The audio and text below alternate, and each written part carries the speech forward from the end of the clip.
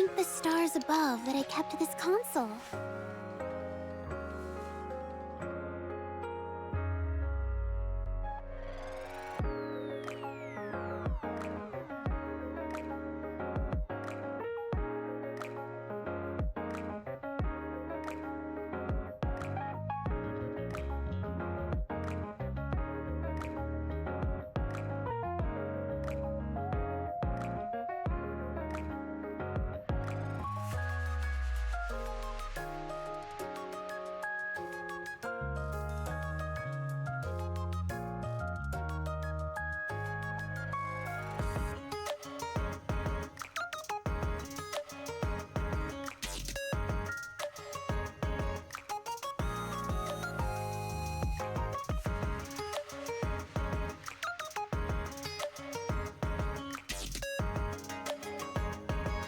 Thank the stars above that I kept this console.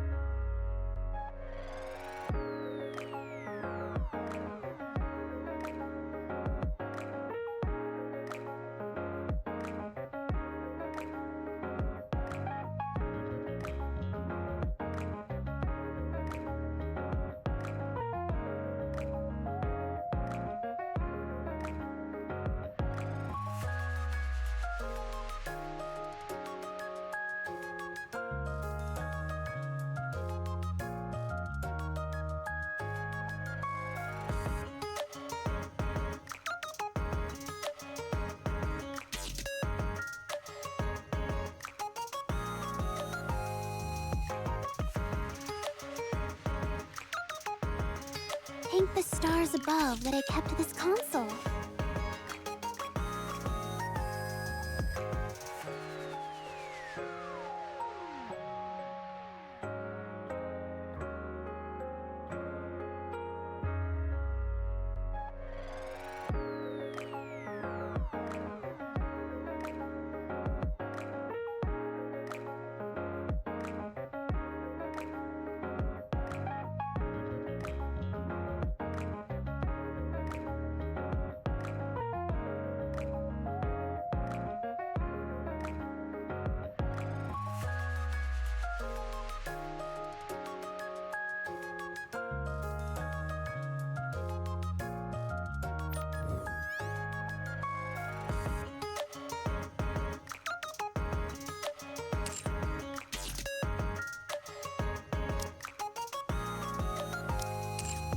This way, Commander.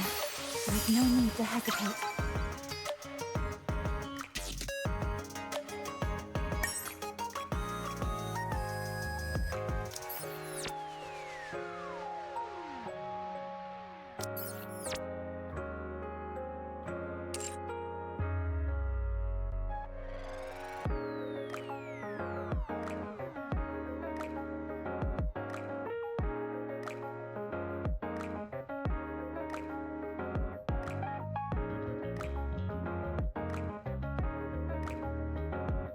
This way, Commander. There is no need to hesitate.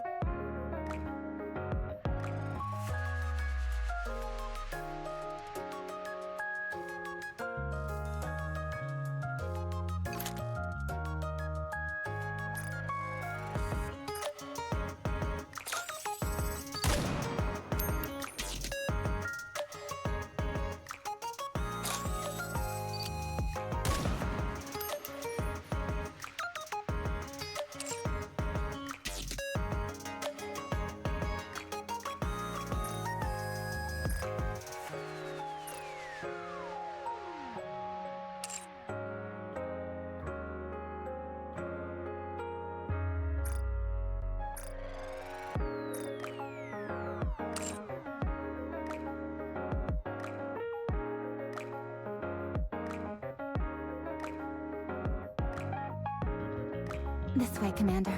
There is no need to hesitate.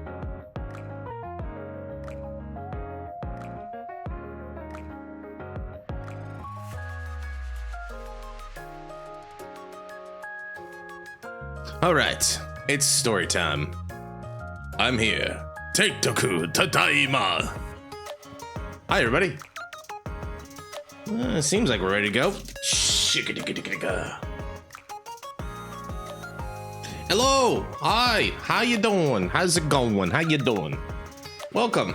How you doing? Well, Rappy's ready for summer. I hope you guys are too. I'm ready for this too. How do I look? Sexy, perhaps? Hi, Red. You look gorgeous. Stop asking. Every time you ask, I have to say you're gorgeous, Red. Anyway, hope you guys are doing well. I'm doing fantastic. I'm doing all right. I've been kind of like, How do I look? Sexy, perhaps? Didn't you just ask me that? I feel like I'm getting trolled a little bit. I don't have a silent one. We'll just stick with NIKKE, yeah. But anyway, hope you guys are doing well. Worky, thingy, sun, hot, air, not hot. Sky blue, ground, brown and gray. Anyway, don't know why I went to caveman mode for a bit there. I know it's a Thursday when I can't speak or think or enunciate correctly or tie my shoes together or shave or basic bodily functions. Anyway, hope you guys are doing well. Yeah, tonight's goal will just be doing the summer event part 2. Hopefully we'll get an egg. I hope we can get an egg today. I'm hoping for an egg. But yeah, other than that, be good. I got some plans lined up on Saturday, so I'm not sure how long stream Saturday will be this week. So apologies in advance for that. It's just that like in the morning I got the Sentaki coming in, and then afterward I have plans in the afternoon, and I kind of have a hard out for that. So like I might stream, but I don't know how long of a stream I'm going to be. I do want to play Lunar, so we'll still be playing Lunar, but we'll do that. Lately I've been thinking if I want to like bump my Saturday streams up a little bit more. The reason I picked them at noon Japan time is like it's usually around a good time around on the US coast, where I'm thinking that's a Friday night, late Friday night on the West Coast on the US time. It's super early morning for my European brothers and sisters and NBs, but I feel like it was a good compromise, at least in the sense that like I'd be able to like stream, and then it'd be a reasonable time for everybody involved. So I was like, maybe I want to do that. I wasn't entirely sure how good it would be, but yeah. So like I'm sitting there and I'm going like, well, maybe I can figure out how to like handle that a little bit better. But in the meantime, the other reason I'm like hesitant about it is consistency. You know, I want to be able to like be consistent. I think that's been very helpful for me, is like if I'm on at the same time and I commit to the same times regularly, things will be a lot better, right? So I'm just sitting there and going like, well, this feels like the right kin to it. So I'm like, I'll muddle it over, but if I do make an adjustment, I'll definitely let people know, and I'll adjust the schedules and everything that's necessary. I don't know how far of a bump I'd make it either. My thought would be like 3 p.m. on a Saturday afternoon is about like the afternoon here, so I get maybe more of a Japanese audience, but then at the same time I'd be like, or Southeast Asian audience, or an Asian audience. But at the same time I'd be giving up a lot of people in the States as well, and Europe and stuff, so I'm like, it's tricky, right? At the end of the day, I gotta kind of like do what I think is best for me and what I want to try out. And I think experimenting is not a bad thing. I feel like for the Monday, Thursday, and Friday stuff, that's kind of locked in place just due to work in general. Like on occasion, there'll be like, you know, special streams or times where I can like stream more often because it's like I'm on holiday, you know. New Year's is a great example of this. It's like I'm not working for a week, I might as well stream a lot longer and stream more, right? So like, but those are like exceptions to the rule, and those only happen like once, twice a year usually. And I try to make a good deal about like being consistent about that. So we'll see. I'm also looking forward to like hanging out with Shizu and the gang a little bit more. So we might be thinking about playing Sea of Thieves again next Saturday. I was thinking about like other games. I was thinking maybe asking Shizu if she wants to play Peak. Because like now that I have people like I can collab with and stream with a little bit, like maybe we'll play Peak. That could be fun. Or maybe try a different like survival kind of game, right? I'm not bored with Sea of Thieves, but I am kind of curious to be like, okay, so like we haven't had a lot of drama just yet. Last week was pretty good, where we had like someone accost us and we managed to fend them off, but I'm like, I'd be curious to see what would happen. I think the Sea game's like game loop is pretty straightforward, but I'm kind of curious to see like like, is this it, or like what else can we do? Plus, like, I don't know from a streamer point, like if I had multi-view it'd be easier, or if I did more than one job. I feel like that might be it. That makes it, I want to make it a little bit more interesting. That being said, I'm having a good time. The main point is just hang out with Shizu and Nox and everybody and just have a good time with it. So like, I'm not worried about that. But I wonder if there's other games that we could try out. Kind of been curious about that in the back of my mind too. All right, well, that's enough yapping for me. So how about we go and get started? So let me get the daily stuff out of the way, and then we'll get on that. I wonder if they fixed the audio glitch. I don't know. Solo raid's out. Paint the stars above. Oh no. Hologram Kraken. Should be easy enough. We'll smoke it. Yeah, just smoke it real quick. Hologram Kraken. Why is it a hologram Kraken? Oh. Oh, I think I get why. I added some gain to the audio just to kind of help with it. Hopefully it's not drowning me out. Man, that crank gets cranky.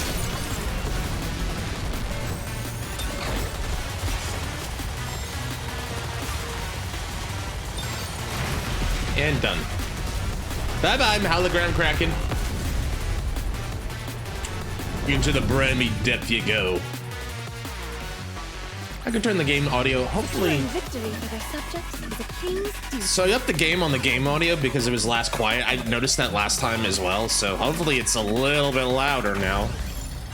I'll adjust it if necessary, but I was trying to make sure that, like, it's not gonna be like last time. It seems like to be in a reasonable level. Like, I can yap louder than the game at least, so I think as long as we're okay and I'm not getting drowned out, we'll be okay. God, I gotta shave tonight. I'm definitely shaving tonight. Gotta get this pretty face nice and smooth for the weekend, you know what I mean?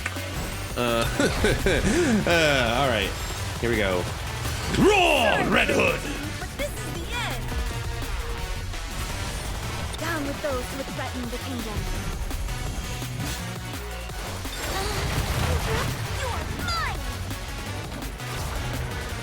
At first, like, when I booted up the game, I was like, Push a little harder. is it? I was wondering when I booted up the game originally this morning, like, is it slow? I felt like the audio was a little laggy, but like, now, maybe that's just been my ears. The disruptive elements have been removed. Maybe we can move it now. Oh God, you tease. Rappy, you tease. God, what nonsense do you think she's gonna get us into tonight? That is gonna be interesting as well, along with getting egg, but like, Rappy is yet to make a move, and I'm wondering if she's gonna make a move tonight. We'll see. We will see, I suppose. Speaking of C, Kraken. Better reload. Sorry to Down with those who would threaten the kingdom. give us everything you've got.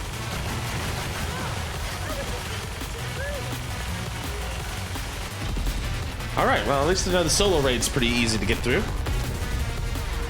That's good.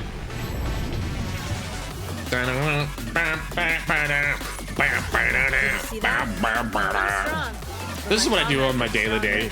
When I'm all by myself and I go stir crazy, I just butt rock, you jock rock your entire life, just saying what you're doing and everything like that. Gonna go down to the 7, gonna get me some tea, stuff like that. Is that Signs of Loneliness? What the? Oh, they know this is a whale pack. It looks like they didn't fix the audio glitch. 115,000 yen. I don't know why that audio.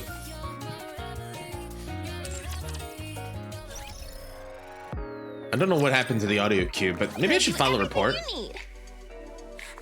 Maybe there was a report already, but it's like, Thank you. yeah, why does it switch over? We have Take as much time as you like. Welcome to Ruthie's shop. hello. I wish I knew what's going on. There she is, the girl, Sakura. Oh, lovely Sakura is back on the menu. That's the wrong word. 1 second. Don't treat a girl like that, dude. You know better. I know. I could trade this for some random pack, apparently. All right, Barter Bay. All right. Hi, Red. Good to see you. Should I get the near stuff out of the way? I finished clearing that out. I think at this point it's just like get some additional core dust. Because as we all know, once you play NIKKE, you develop a crippling addiction to core dust. There is no cure yet. Modern medicine is still trying to explore.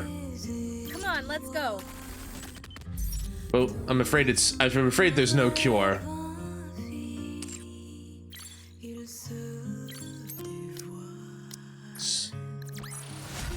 It was a great ride.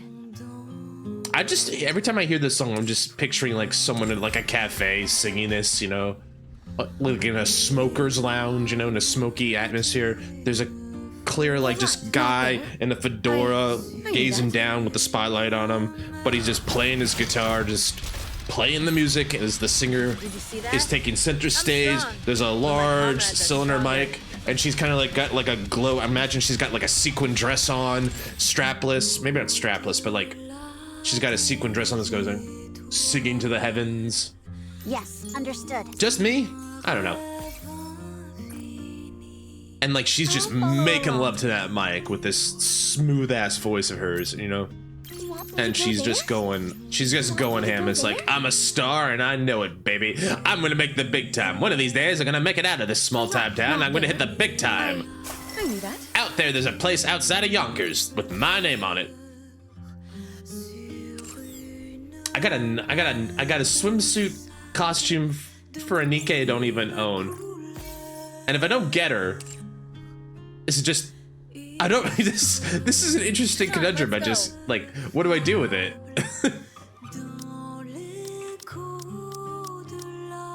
Like, what would I do with it specifically?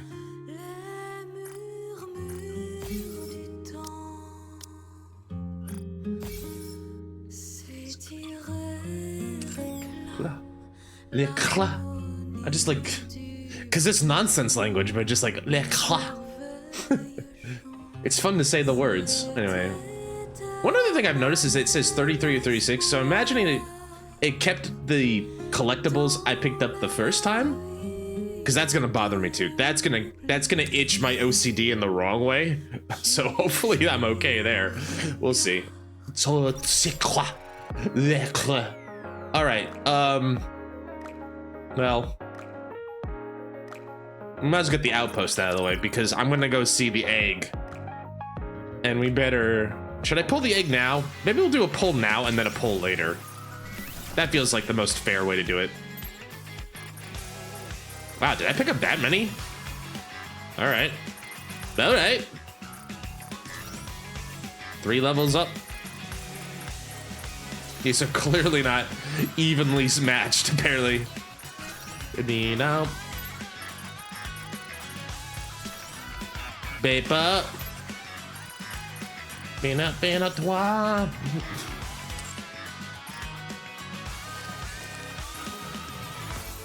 All right, that's taken care of. That's done. Commencing operation. So who is this week's episode? Summer Memories. Who is it? Dorothy! You know what? That makes sense. I think maybe if we finish the summer event early, we'll come wrap up and talk with Dorothy a little bit more. Sorry, I just want to vibe a little bit. I like that song. NIKKE has a lot of great like metal and hard and EDM tracks, but I also just really like their chill vibe tracks a lot. They make pretty good music in a well-rounded way. I know that sounds like I'd said nothing, but what I'm honestly just trying to say, like, the music, there's a good variety of music. I think it could have easily gone hard one way or the other. Speaking of hard, well, she did want to put boom on every screen she could find. I guess a water screen would count. All right, Eleg. Jesus, sorry. I'm sorry. Eleg is played by the lovely and talented Abby Espiritu. I think I'm saying that. Espiritu. Abby Espiritu. Is that like South American? I don't know, but I don't know that, but lovely talented girl. To investigate the luxury cruise ship Utopia, Eleg changes into her swimsuit. She's equipped with a special weapon called BFG to take on her special enemies. As expected, the front display of her swimsuit plays boom, As expected. I love how the narrator is like, as one would assume, yes, it does play Boom. Is there anywhere near the sea where I can install Boom? Around the sea, yes. In the sea, like, I'd be worried if you tried to go in the sea, Eleg. Okay, so that's the BFG, which is the big vacuum sucker. I like the game over pin. Are those like croc pins? Like, I guess you could just buy those, right? So you got game over. I think she's got a Eleg pin there and a carrot. What is that? Oh, is that her oh, is that her game console in a plastic baggie down there next to her foot? That would be kind of interesting. But anyway. I can make sure you can enjoy Boom out in the open seas. Uh-huh, I'm sure you can. Is there anywhere near the sea where I can install Boom? I mean, so we saw this swimsuit, like, god damn, and I'm still looking at him, just like, I'm just in shock and awe. I like, okay, is that the reload? That's kind of cute. Sorry. I don't mean to laugh, but like, god dang. Oh, that is kind of a cute reload, for sure. All right, well, you know what? I appreciate Eleg for owning it. Like, goddamn, if I was as gorgeous as her, I'd flaunt it too, for sure. Anyway, she's a machine gunner. Lord knows we got a lot of those water type. 13 ghosts. Reacts random units with the gun goose is not 13. Affects random enemy units 800 to final attack damage sequentially 13 times.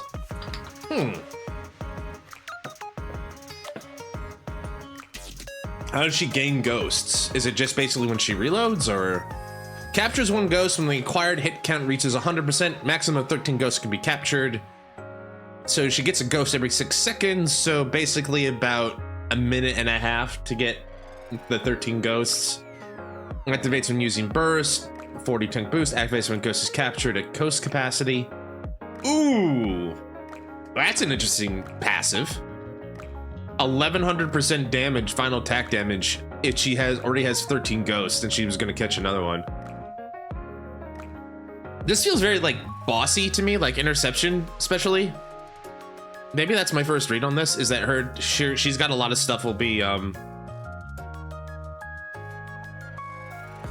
don't know what this means, but like at the bottom, I don't know what they're telling me about that, but this skill set seems to suggest to me something like raid bosses or like something like that. Like she's built for like that kind of stuff. But we'll see. Anyway, I do want to try to pull her, but like maybe we can wait until afterward. But I definitely want to give her a shot. And then in meanwhile, I'm glad that they're rerunning her, but the lovely Sakura, played by the equally talented Anjali Kunapaneni. Ajani Kunapaneni. Would you care to come inside? The sun is rather scorching out there. Oh, you meant like, I thought you were talking about, never mind indeed. Dirty thoughts, bad thoughts, go away. The leader of Semikai dons a swimsuit and arrives at Coral Island for the magazine photo shoot. This summer, she will stop at nothing to attain all that she desires. All that she desires? Ugh. Is that like, oh, you know what? She is a tea lover, so like having like an orange tea might make sense. Another machine gunner. All right. I think we're played around enough. Are we just getting started to play around? I'm so glad it pulled Dorothy. Interestingly enough, she's the only one with recruitment benefits. I'm guessing because she's a pilgrim / overspec. Maybe that's just something they do for the overspec pilgrim stuff. All right. Good to know. I'm glad we got her. I'm glad I picked her up, and I'm glad we'll get to actually play her tonight. So that'll be fun. All right. Enough farting around. Let's get in. It's story time, y'all. All right.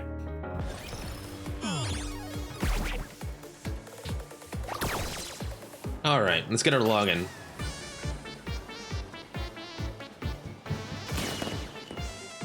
Oh, thank you. Three tickets off the boot. That'll work. We can get some more. That'd be fantastic. I shall proceed in that direction.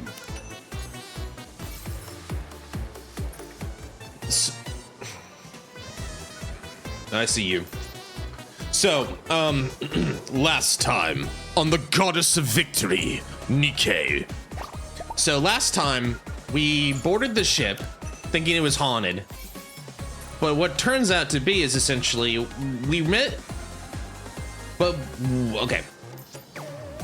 We got on the ship because we were like, what's an abandoned ship still doing with power? So we went to investigate. What we ended up doing, finding out, is that these ghosts are made of electricity. Hence why when Eleg makes the BFG, it's able to pick them up. So we spent the first half, one, running for our lives and trying to figure this out, and two, Commander, developing the The BFG. disruptive elements have been removed. So that was our first. Continue our date now. Oh, sorry, I didn't mean to repeat. So that was the first. That was part one. We ended up with the AI of the helm, or the, I guess the head AI of the Utopia, and that's where we kind of left off. So I think we're gonna pick up from there in the storyline, and then afterwards, the other big thing, and that was the real big twist, is like one of the things that I think we were learning was, well, why is Dorothy coming along? Because like Dorothy, to put it politely, she's a bit of a loner. But essentially, Rappy showed her something that got her attention immediately. For some reason, Rappy knows about it. I think it's because of the Red Hood influence. But essentially, Dorothy decides to come along, and we found at the twist, it was Pine.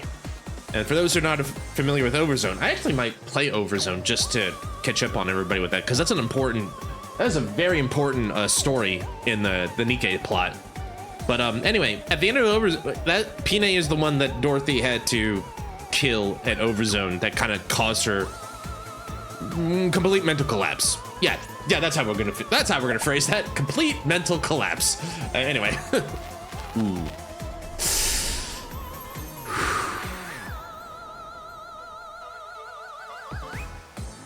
I mean, those macaroons look really good. This is a very lovely tea cake set that you know, the burst animation also makes complete sense now. Yeah, so we got a lot of boostables here.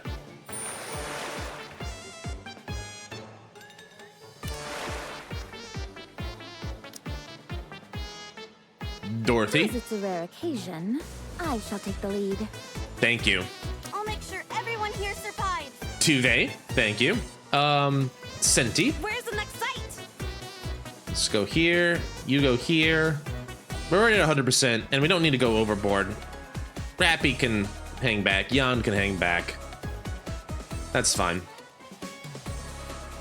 Water seems to be good here. We'll do this for now. Yeah, we're plenty good. I could probably have them all at level 1 and be fine, but that would mean I'd have to unsync them, and I don't want to do that. So, moving on. Story time! Here we go. I think it's fully voice acted. Welcome aboard the luxury cruise ship Utopia. Thanks, Alfred. Can you call me Bruce? It has been some time since I've encountered dear passengers like yourselves. Please wait a moment. Oh my. The ship's facilities are currently operating at less than 10% capacity. I intended on offering you a drink, but it appears I will be unable to do so. I apologize. Are you a hologram? That is correct, dear passengers. I am Alfred, the central AI controlling the luxury cruise ship Utopia. For greater convenience and visibility, I physically manifest myself as a hologram, if I may be permitted to boast. All the equipment on board the Utopia is managed by augmented reality holograms. Okay. We prioritize the comfort of our passengers above all else. Therefore, everything on this ship is equipped with its own AI system. This extends to even simple functions such as opening and closing doors, turning lights on and off, and covering passengers with a blanket or cooking meals. Ooh, that sounds nifty. What? How are holograms even capable of that? They're intangible objects. A terrific question, dear passengers. I love how everybody's just dear passengers. Allow me to explain by showing you an example of how I can open and close the door. The door itself is electronically controlled. Oh, I think I know where this is going. He's gonna send like an RFD signal to the door, like open, close. While a well-timed holographic projection simultaneously acts out the motion of opening or closing the door. The synchronization is applied to everything else as well. This gives the appearance of the hologram serving the passengers and fulfilling any needs they have. You see, you're just one big giant phony? It's a unique feature of the Utopia which makes passengers feel truly attended to. And we're quite proud of it. What about transporting objects? Can the holograms do that? Technically speaking, no. Utopia is outfitted with countless rails and small launch ports, creating an efficient transport network throughout the ship. In rare cases where objects need to be sent to passengers, the items are physically launched, while the holograms perform a throwing motion to match the timing. Yeah, that's what they're doing, huh? They're just throwing stuff at us to be like, mimic the delivery system that they're offering here. Okay, interesting. Man, this is hitting a little too close to home and reality a little bit. But yeah, okay, I'm with you so far. Are holograms free to move around the ship? I get also why they're all asking these questions. They're basically just drilling down like, so what did we see? Why did they throw stuff? Are they able to throw stuff? Are they able to move around? Stuff like that. Unfortunately, that is not possible, dear passengers. Yeah, because she was like, huh, I wonder why they can't move off that deck or something like that. Like, I love how smart the girls are being right now. Each hologram is assigned a designated service area and cannot leave it.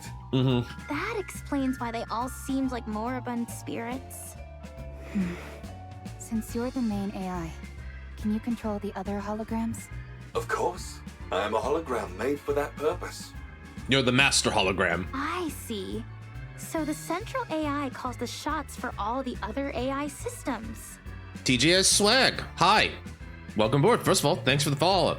Japan's doing well. It is hot, but it's doing well. How you doing, man? Hope things are going well. It is hot as heck, but we're doing all right. Hope you're doing well as well on your wherever you're coming from. We're just kind of getting started. Part 2 of the NIKKE event. Thought I'd just unwind on my Thursday for that. And we're getting to know Alfred and the AIs. I'll be there in a month. I'm good. Well, that's good to know. You coming for visitation? You coming for other purposes? You just coming to vacation, tour of the beautiful island? Next month's gonna be, my advice there would be, August is gonna be pretty brutal in terms of heat, but so just be ready. It's gonna be a hot one, depending on where you're going. You'll be stationed out there. Are you a soldier, TJ? If I may ask. You don't have to answer if you don't feel comfortable with it. Station seems to imply to me like you'll be stationed out there, like my guess is the Okinawa base. That was my interpretation. Yeah, Okinawa will be nice. Yokosuka Navy. Oh, Yokosuka Navy. I don't think I'm familiar with that part of it, but yeah. Okay. Well, I think you'll enjoy Japan, hopefully, you know. I mean, as you know, as long as you're respectful and courteous, you know, and all that, there shouldn't be any problem with any locals, you know. It might take some adjustment, it might take an adjustment period. It is hot. It is a hot one. It is our Japanese summer. Everything's cranked up to like the high 30s and 40s around here. But you know, I'm slowly adjusting. I'm also slowly melting like a turkey being, you know, in an oven, but like, you know, it works either way. It'll happen. I mean, it's still pretty in the summer, right? You know, I prefer the summer over like it being too cold to a degree, I guess. Either way, we'll see. So yeah, let's welcome in TJ, and thanks again for the follow. Appreciate it, man. Continuing on. Could you possibly do something about the holograms crowding around the lower deck? Those are the holograms in charge of maintaining and servicing all facilities aboard the ship. Ohio? Yeah, I'm originally from Colorado, so I don't mind the cold. I actually grew up along with it. It's gonna take a while. Like, coming from me, as someone who grew up in a cold area, Midwest cold area, yeah, it's pretty... takes a bit of adjustment.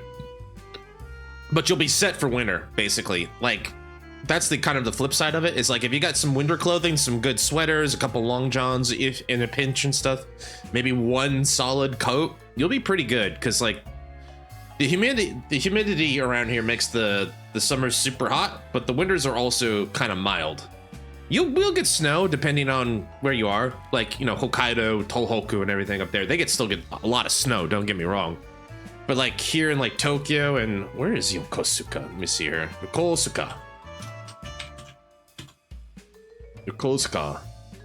Kanagawa? Oh, okay, yeah. Kanagawa will probably be a bit warm. Not too bad, but like, you'll be able to adjust.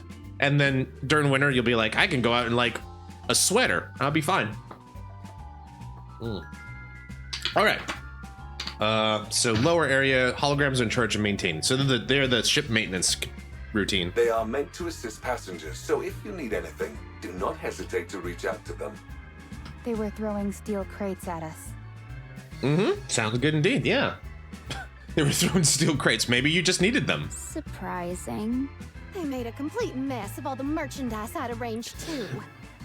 My only thought is like maybe the AI's gone a little rogue. Pardon?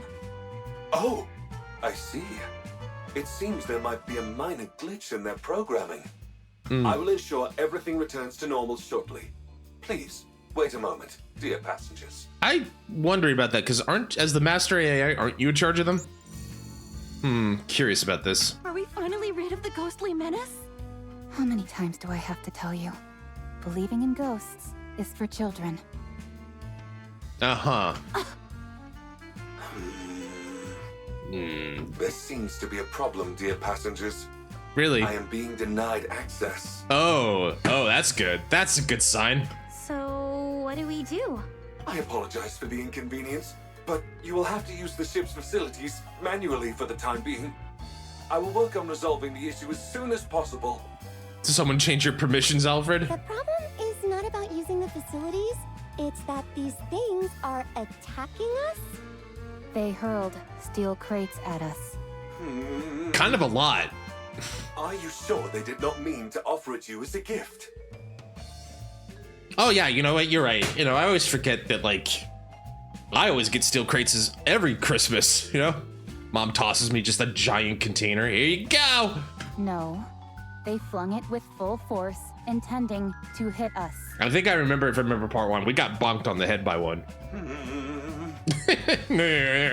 Like, he doesn't have a collar. Well, he does, but I can imagine him tugging at it. They were clearly trying to kill us and screaming death curses. They didn't say anything like that, but they did intentionally throw the crates at us. Alfred does not compute. What is happening? They must be really rattled. We weren't even addressed as dear passengers. My apologies. I will get to the bottom of this. This cannot be. Uh-oh. The Utopia is no longer a luxury cruise ship, but a hellish ghost vessel. Okay. Okay, that was a kind of a change of pace. Oh We no. will not be defeated. Did by you just anyone go rogue now. on me? Why did you turn red like that? I absolutely detest becoming unclean. Well, you know, better get used to it. Gotta get your hands dirty this time, Dorothy. Moment, I must reload. It is reassuring to have you by my side. Aw, thanks. There you are. Get over here, you. Hiding in the mountains won't help you. Is it enough for fighting?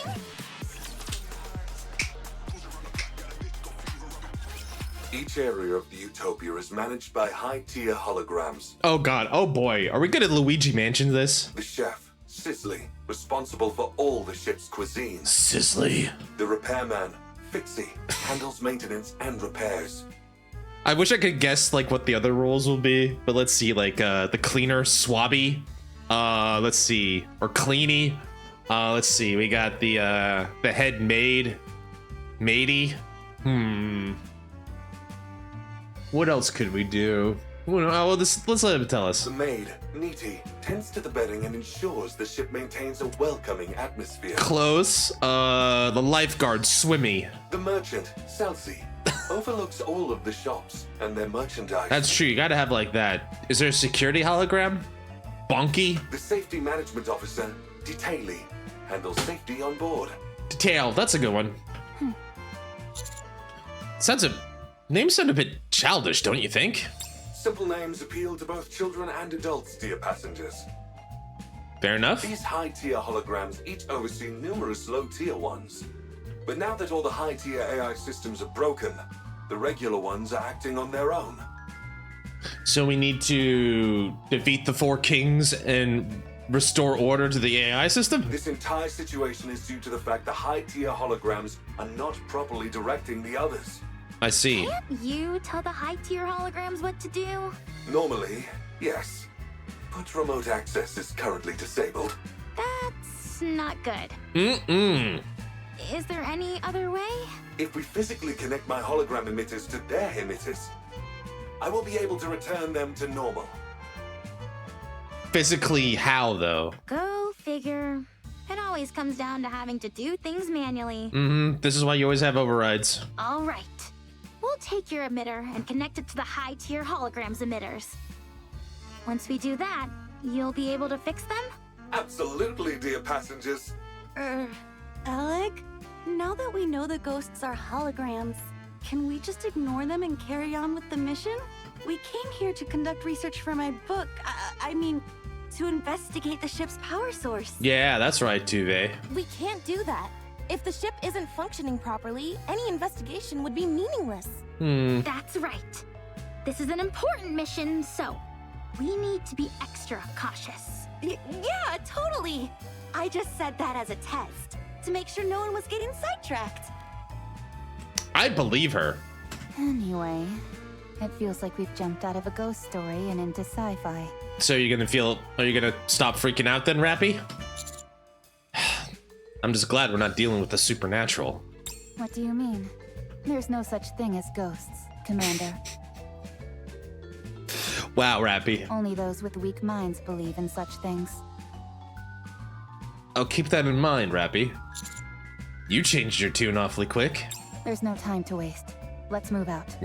I'll take point. Mm-hmm. If we run into anything, ghosts or otherwise, tell them to come my way.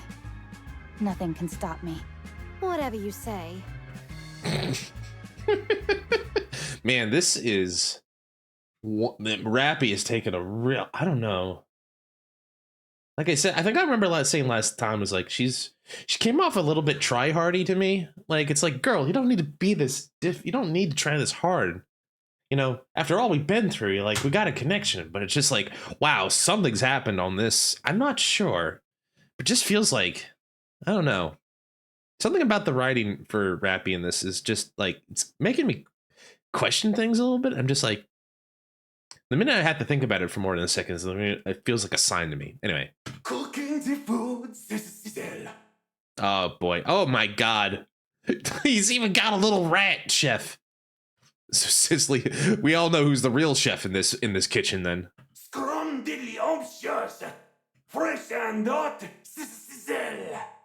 Sizzle. I take it that's the chef, Sizzly. Yeah, he's having a great time by the sounds of it.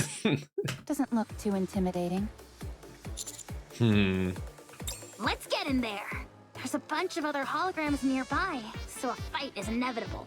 But with the BFG, we've got nothing to fear. Approaching it will be easy enough. The question is, what do we do after? Yeah, they mentioned the physical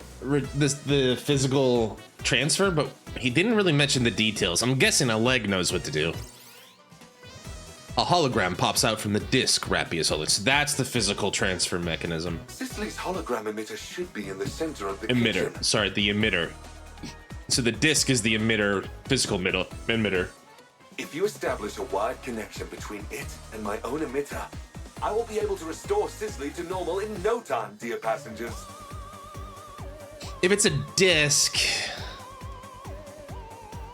makes me think like hard disk or floppy disk or something like that. Unless the emitter has an actual like floppy drive or something like that. Okay, I'm going in. Could be like a smart disk. Could be a smart stick, a USB stick. Let's see.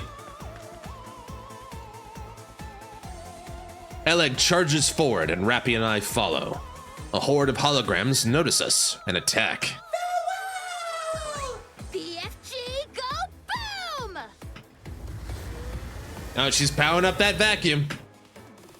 Eleg quickly clears the area by sucking in the holograms with her BFG. Cooking the food, sizzle, fresh and hot, sizzle. Sizzly's just having the time of his life. So the big boss finally appears. Sorry, but you're no match for the BFG. Remember not to lose the connection, Alex, so we get the big pearl and 100% it. Ellig commences the battle with Sizzly. Meanwhile, Rappy and I sneak towards the hologram emitter on the kitchen floor. Have you got it? Connected. Alfred! Commencing repair at once, dear passengers. I don't like that. That's the sound I don't want to hear. Huh? Cooking the food! Sizzle! Uh-oh. That's a different face. What the? If anything, Sizzly's gotten stronger. Alfred? I'm unable to access the emitter, the command systems. How can this be? Oh, he's mad. Not last meal. Also been funny if like the rat held up like a fork and knife or like brandish his like chef knife or something. I don't know. We're in trouble. Ellig. Sizzly overpowers the BFG's suction and grabs Ellig, zapping her with electricity. Ellig trembles violently and passes out. No! Ellig has been possessed. You mean electrocuted? Warm food coming up. Sizzle. Sizzly glares at us. Oh boy, we got a glary Sizzly. At the same time, additional holograms creep back up from the floor. Alfred, how's it coming along? There is nothing else that can be done. You must retreat, dear passengers. Alfred, I'm beginning to doubt your ability to control this ship. Rappy, can you get to Ellig? I'll try. Rappy cautiously eyes the fallen Ellig and surrounding holograms. But it won't be easy. Unlimited rescue! Suddenly, Tuve rolls in, picks up Ellig, and runs out. Tuve looks back and gives us a big thumbs up. Is she making fun of us? Of course not. It's clearly a sign telling us not to worry. Now fall back! Roger. Treating the injured Ellig. The egg is down! I repeat, the egg is down!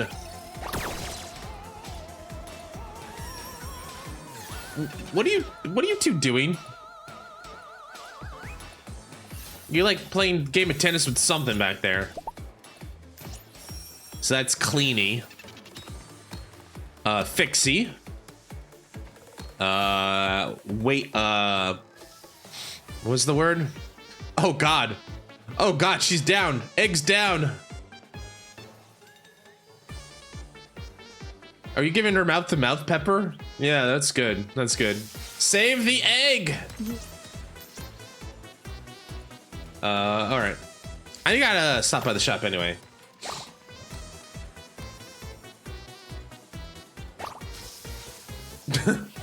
Oh boy. Oh, silly ghost electrocuting themselves. We'll grab that. I wish there was another round of the tickets, but you know, beggars can't be choosers. Back in the hole! Oh god, sorry about that. Oh god. Whenever I talk too much like this, it just like I'm trying to bring out the energy and just gets my throat, everything loosened up in my throat. What if it's Pinegs? What if it's Pine's ghost that did all the overriding? That was only the first one? Holy crap. All right. That's true. We did do a lot. All right. Looks like there's a lot to repair. Crab time. Be back in a second.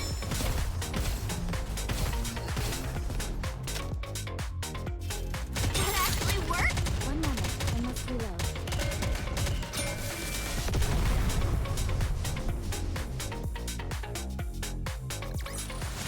We did it!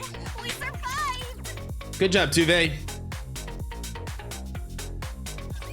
She was electrocuted pretty badly. None of her functions were affected too badly, but any longer, and it would have been a different story. Forget about malfunctions.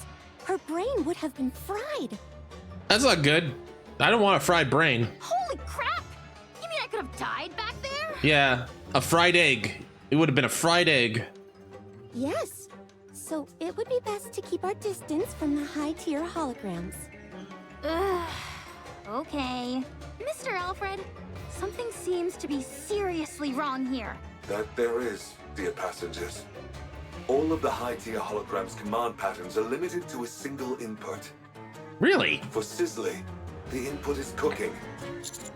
Cooking? Well, it is a chef, so it makes sense. Next, you're gonna tell me Fixley is just fix. But to only have one command pattern? No wonder this is such a mess. Let him cook. Hi, Jim. Welcome in. Good to see you. We have a fried egg. When they say command pattern, they mean like it's on like you can't override it or you can't like issue a secondary commands. I'm guessing is what they mean. They've been set on a pattern where like until infinity, cook. Let him cook. Repeat. Got Doro in 20, egg in 20.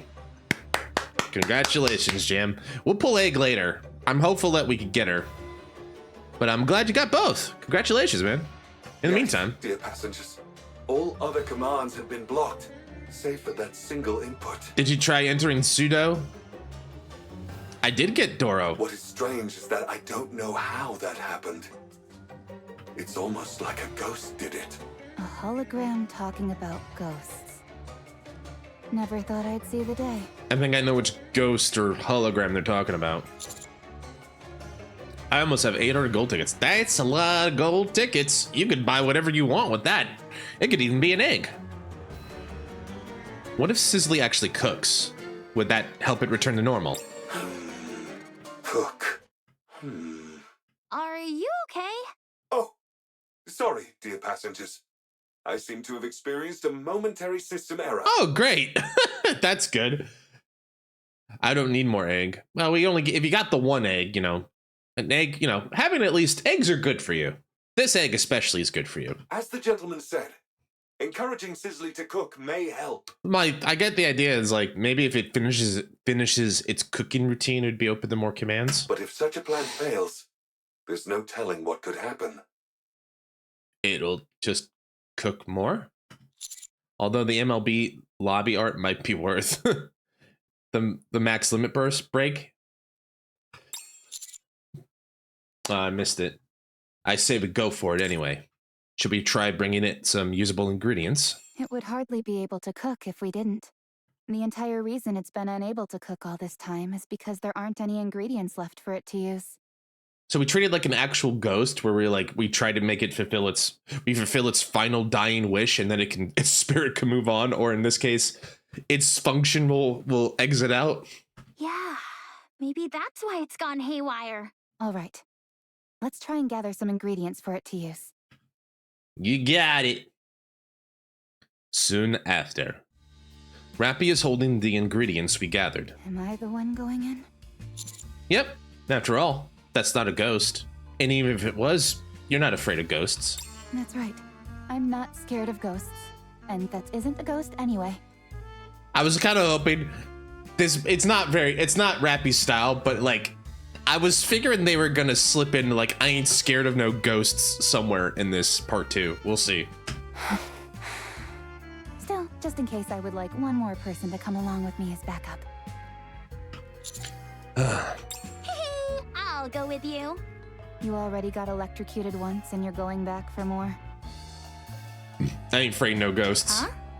Do you enjoy getting shocked? No. I like playing with electricity, but I don't like being electrocuted. Oh, got it. All right. Let's go. Oleg, you take the lead. Okay. Rappy and Oleg cautiously approach Sizzly with the ingredients in hand. For some reason, the other holograms do not pursue them. Sizzly, however, slowly moves towards Rappy and Oleg. It's moving. It's got a smile on his face, that's a good thing. It's coming right for us. But what does the rat want? If it shows any signs of aggression, we pull back. This way! I volunteer to give Oleg the shocker. This way! Oh, well, thank you for the boat. I'm glad that it's working. Hey, kept your state. That's great. Thanks for the boat, by the way. Rappy and Oleg, both quaking in fear, place the ingredients on the cutting board. Cooking the food, sizzle. Warm meal, sizzle. Suddenly, the kitchen lights up. It's a boat of confidence. God damn it, that one got me. Because you said it so smoothly. Well, dang it. That got me. Thanks, Jim. All right. The other holograms set up tools, ignite burners, and start boiling water. I'm starting to feel like, though, I would have loved it if, like, the other ghost holograms are actually rats because of the Ratatouille. Like, he's just the rat. The rats, we all know the rat's the chef here, right? And the other ones could just be rats. Sizzly starts to move quickly and begins cooking. You are an expert with boats. That's good to know. We need more boat experts. Master boater. A yachtsman, one might say. We silently watch Sizzly and the other holograms glide about as if in a well-coordinated dance. Soon after, the dazzling display of cooking is finished. An array of plates are laid on the table for us. Eat up while it's still warm and sizzling. A delicious meal for you. Looks a bit plain. Dude, don't criticize the food. Looks a bit plain to me. Are we going to try it or not? I'm a bit hesitant. As a survival expert, I'm well trained in differentiating what's edible and what isn't. So is this edible? I'll try it first. How do you determine what you can and can't eat? If you eat it and get sick, it's not edible. If you eat it and you're fine, it's edible. Would you say someone who got a butt lift and owns a boat that they got a yacht? I guess in a technical sense you could say that, but I don't want to do it in polite company, Jam. Also, Tuve, master survivalist Tuve, everybody. If I eat it and get sick, that means it's not edible. Wow. A most reliable method indeed. I agree, Pepper. All right, here I go. Tuve moves towards the table. The holograms pull out a chair for her, then push it back in as she sits down. The cutlery has already been placed where it's easily accessible. What remarkable service. All you gotta worry about is eating. A delicious meal for you. If you get sick, it's not safely edible. That's true. All right, here goes nothing.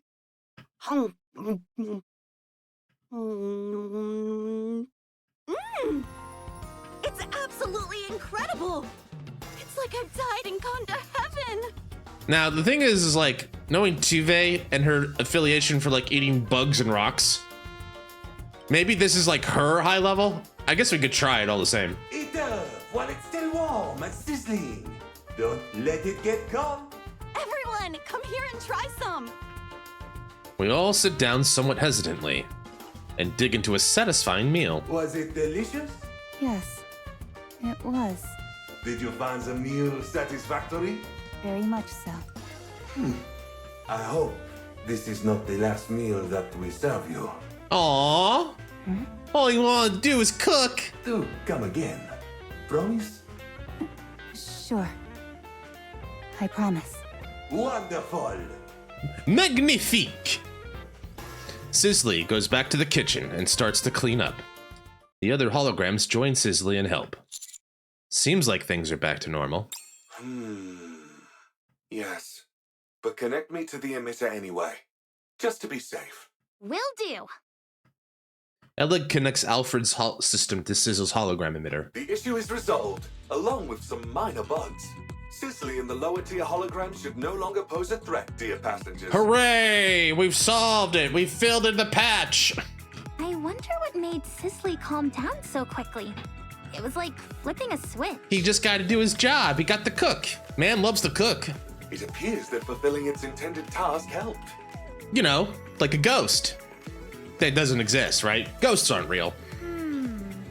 It's like its inner desire was fulfilled. You know, like a ghost that totally doesn't exist. Access authority has been partially restored as well, dear passengers. Oh, good. Rebooting Sizzly uncovered some new information.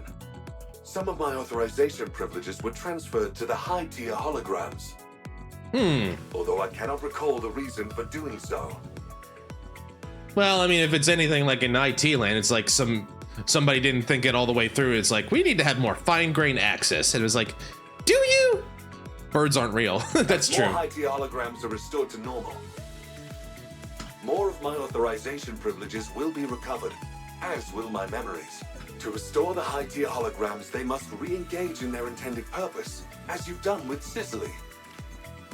So, in other words, If we allow the high-tier holograms to do what they were meant to do, thereby disarming them, you'll be able to heal them, regain your authorization privileges, and regain your memory?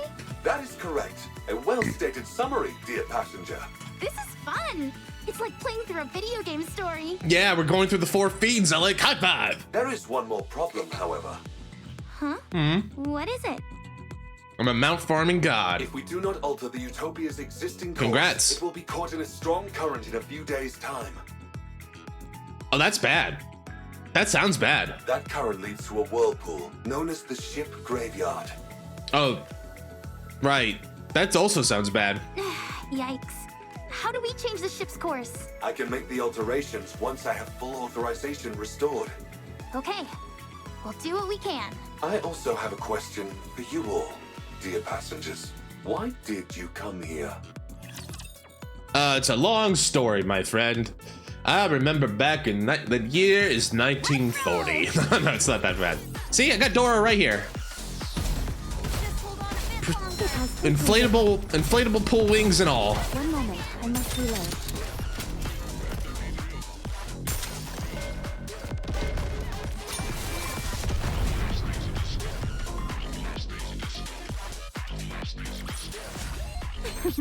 Now we can finally get back to spending time together.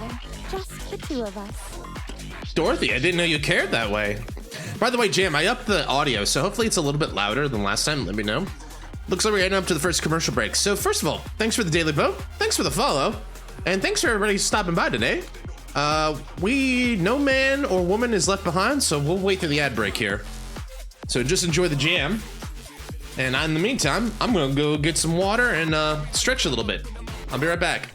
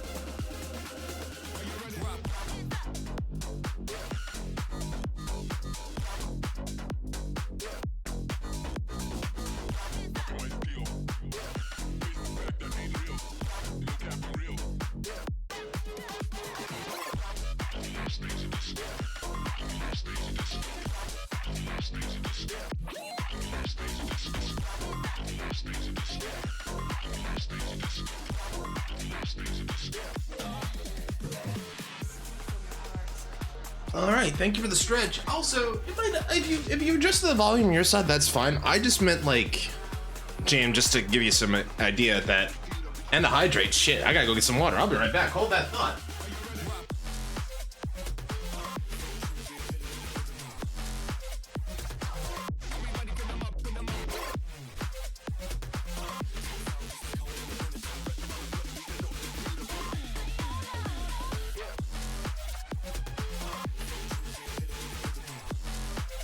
All right, back. There's the hydrate. Thank you for the hydrate. Yeah, so just to kind of help you, Jam, I was saying like, I upped the gain on the audio for the game itself because Shizu and was saying like, oh, it's a little quiet. So hopefully giving the gain on the audio that's getting captured from the game helps. If it sounds okay, that's great. I mean, I'm looking for audio quality here. I'm fiddling with this just to make it sound better and try to slowly but surely update and improve the quality of the stream. So that's all that's the reason I asked. Anyway. Hey everybody, thanks for sticking through the break. Let's continue.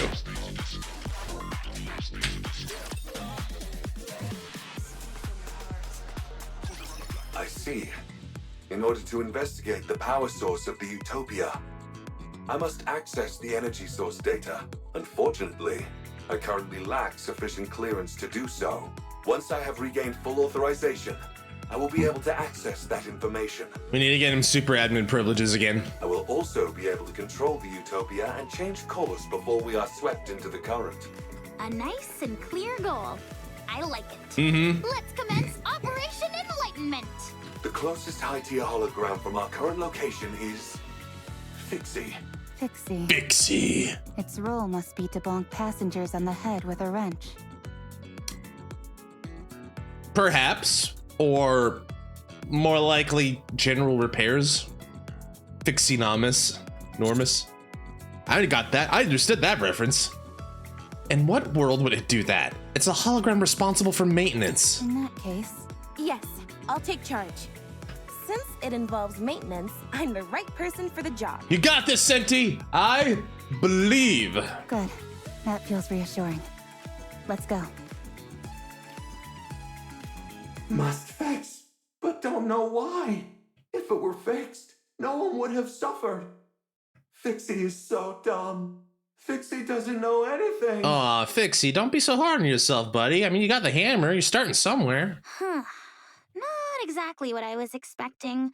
In these types of cases, there's usually something broken that needs to be repaired. Commencing approach. Alec, watch my back. Okay. I'll suck in the lower tier holograms with my magnificent BFG, so you can make contact with Fixie. Just be careful not to get too close. Got it. Elig begins battling with the rest of the holograms, giving Senti an opening to approach Fixie. Hi, nice to meet you. I'm Senti. Must fix, but don't know why. If it were fixed, no one would have suffered. Very ominous. Fixie is so dumb. Fixie doesn't know anything. Do you want to learn some skills? I can help you. If I had fixed it, everyone might have been okay. There would have been warm water, and the heating would have worked properly. No one would have had to suffer. Indeed. What is this? Did someone complain about the hot water not being on in the shower? What's going on? The boiler exploded? What happened? Do you feel your lack of skills made everyone unhappy? The pipes froze suddenly. The pipes got hot suddenly. Fixie doesn't know why. The floor started shaking.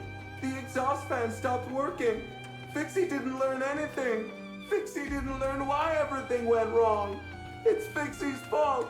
Everyone was unhappy because of Fixie. Aw, Fixie. Everyone trusted Fixie, but Fixie couldn't do anything. Aw. Fixie betrayed their trust. Poor Fixie. Also, I know that he's hologram, but the awning behind him makes him look like he's got a mustache. Am I the only one who's seeing that? Feels like he's got a little bit of a mustache on his upper lip because of the awning in the background, like the depth of it. Maybe that's just me. Anyway, little bit. Fixie. Fixie. Stop whining, will you? Damn, Senti's like, bitch, shut up. It's always tragic when mishaps occur due to personal mistakes. But instead of wasting time belly aching, you should try to learn and increase your skill set. That way, when the same situation occurs again, you'll be able to fix it instead of standing here sucking your thumb. Everyone gets a one-time excuse for a pity party when something goes wrong. Only one, though, right? If you've cashed in your ticket for your pity party, you don't get another one. That's the rule. But if it happens again, and you aren't able to fix it again, that's laziness, pure and simple. That means you're stagnating. We can't rest on our laurels. Even a small step forward counts. We must always grow as people. Only then can we repay other people for being kind enough to trust us. We must master every skill we possibly can, so that others can have peace of mind. So they feel free to go wherever they please without worry or concern. That's something which they've entrusted us with, and we can't let them down. She's giving a life lesson to a hologram. As to be expected from Leader's protege. Yeah, you know, right? Litter has taught this girl well. But Fixie has no way to learn new skills. Ah, pish posh. You can do it, Fixie. Without a software update, evolution is impossible. I don't know why that tickles me. It's like, I can't get better. They haven't installed the latest version of the software. Wow, how pragmatic.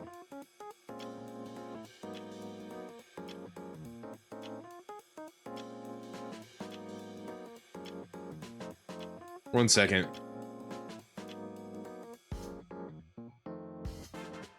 There we go. So there we go. Sorry, I had to. Something on Twitch's back end was like stalling. Like, what's going on there? Anyway, here we go. Indeed. Don't worry, I'll impart all my knowledge to you. I'll show you all the latest technology that the Ark has to offer. Yeah, I mean, if he's an hologram AI, he can probably take in ingest data. Basically, we're doing an MCP for him. Basically, Senti's his MCP server, so he can learn and grow and then make decisions, and then we can give him the update. You're going to teach Fixie skills? You're going to help Fixie? You bet I am. Your crash course starts now. All right. 2 hours later. No, not like that. Use your hands for that, not the electric drill. We mustn't rely on machines for everything. Okay. Good advice. No, that's not it. You can't just rely on brute force. Okay. As Fixie gets a personal lesson from Senti, even the lower tier holograms gather around and watch, transfixed. She's a strict but fair teacher. Another 2 hours later. We've still got a long way to go. You need to memorize the revised edition of welding reactions. Okay. Okay. After that, I want you to read this dissertation on stress and weight distribution for various materials. Okay. Okay. Is it just me, or is Fixie speaking differently? Not only is it picking up knowledge, but it's adopting Senti's way of speaking. Impressive. Well, I mean, I imagine it's something like an LLM. It's just taking the data in and using it to inform its own results when it comes back. Something like that. Another so we've been here for 6 hours. Phew, that should do it. How do you feel? I'll build everything you need. Saw teeth, entire buildings, you name it. I can make it for you, and fast. I think I've heard this somewhere before. Can't put my finger on it though, but sounds familiar. I like the confidence. This isn't Fixie, this is Senti 2.0. Should we connect to its emitter, Mr. Alfred? I already conducted the necessary repairs while it was learning new skills. Oh, that's I good. did not encounter any resistance. So the software update's in place too. That might help him be more efficient. So was all that waiting we just did a waste of time? Not necessarily, dear passengers. I wanted to help it rid itself of guilt. Well, now that that's settled, why don't we move on? All right, Fixie's fixed. The high tier hologram's been repaired successfully. So is he Fixie on a fix-it? Fixie's like, can we fix this? And every ghost around him is like, yes, we can! I taught you everything I know. It's all about the safety management program, Detaily. He's doing it. Look at him, the boy's doing it. All right, moving on. Boo the Builder, good one, Jam. moving on. I guess Detaily will be next, or Maidley? Who's next? You're next. Looks like there's a lot to repair. Grab I didn't. What was that? I guess that's her buff. It is reassuring to have you by my side. Be back in a second.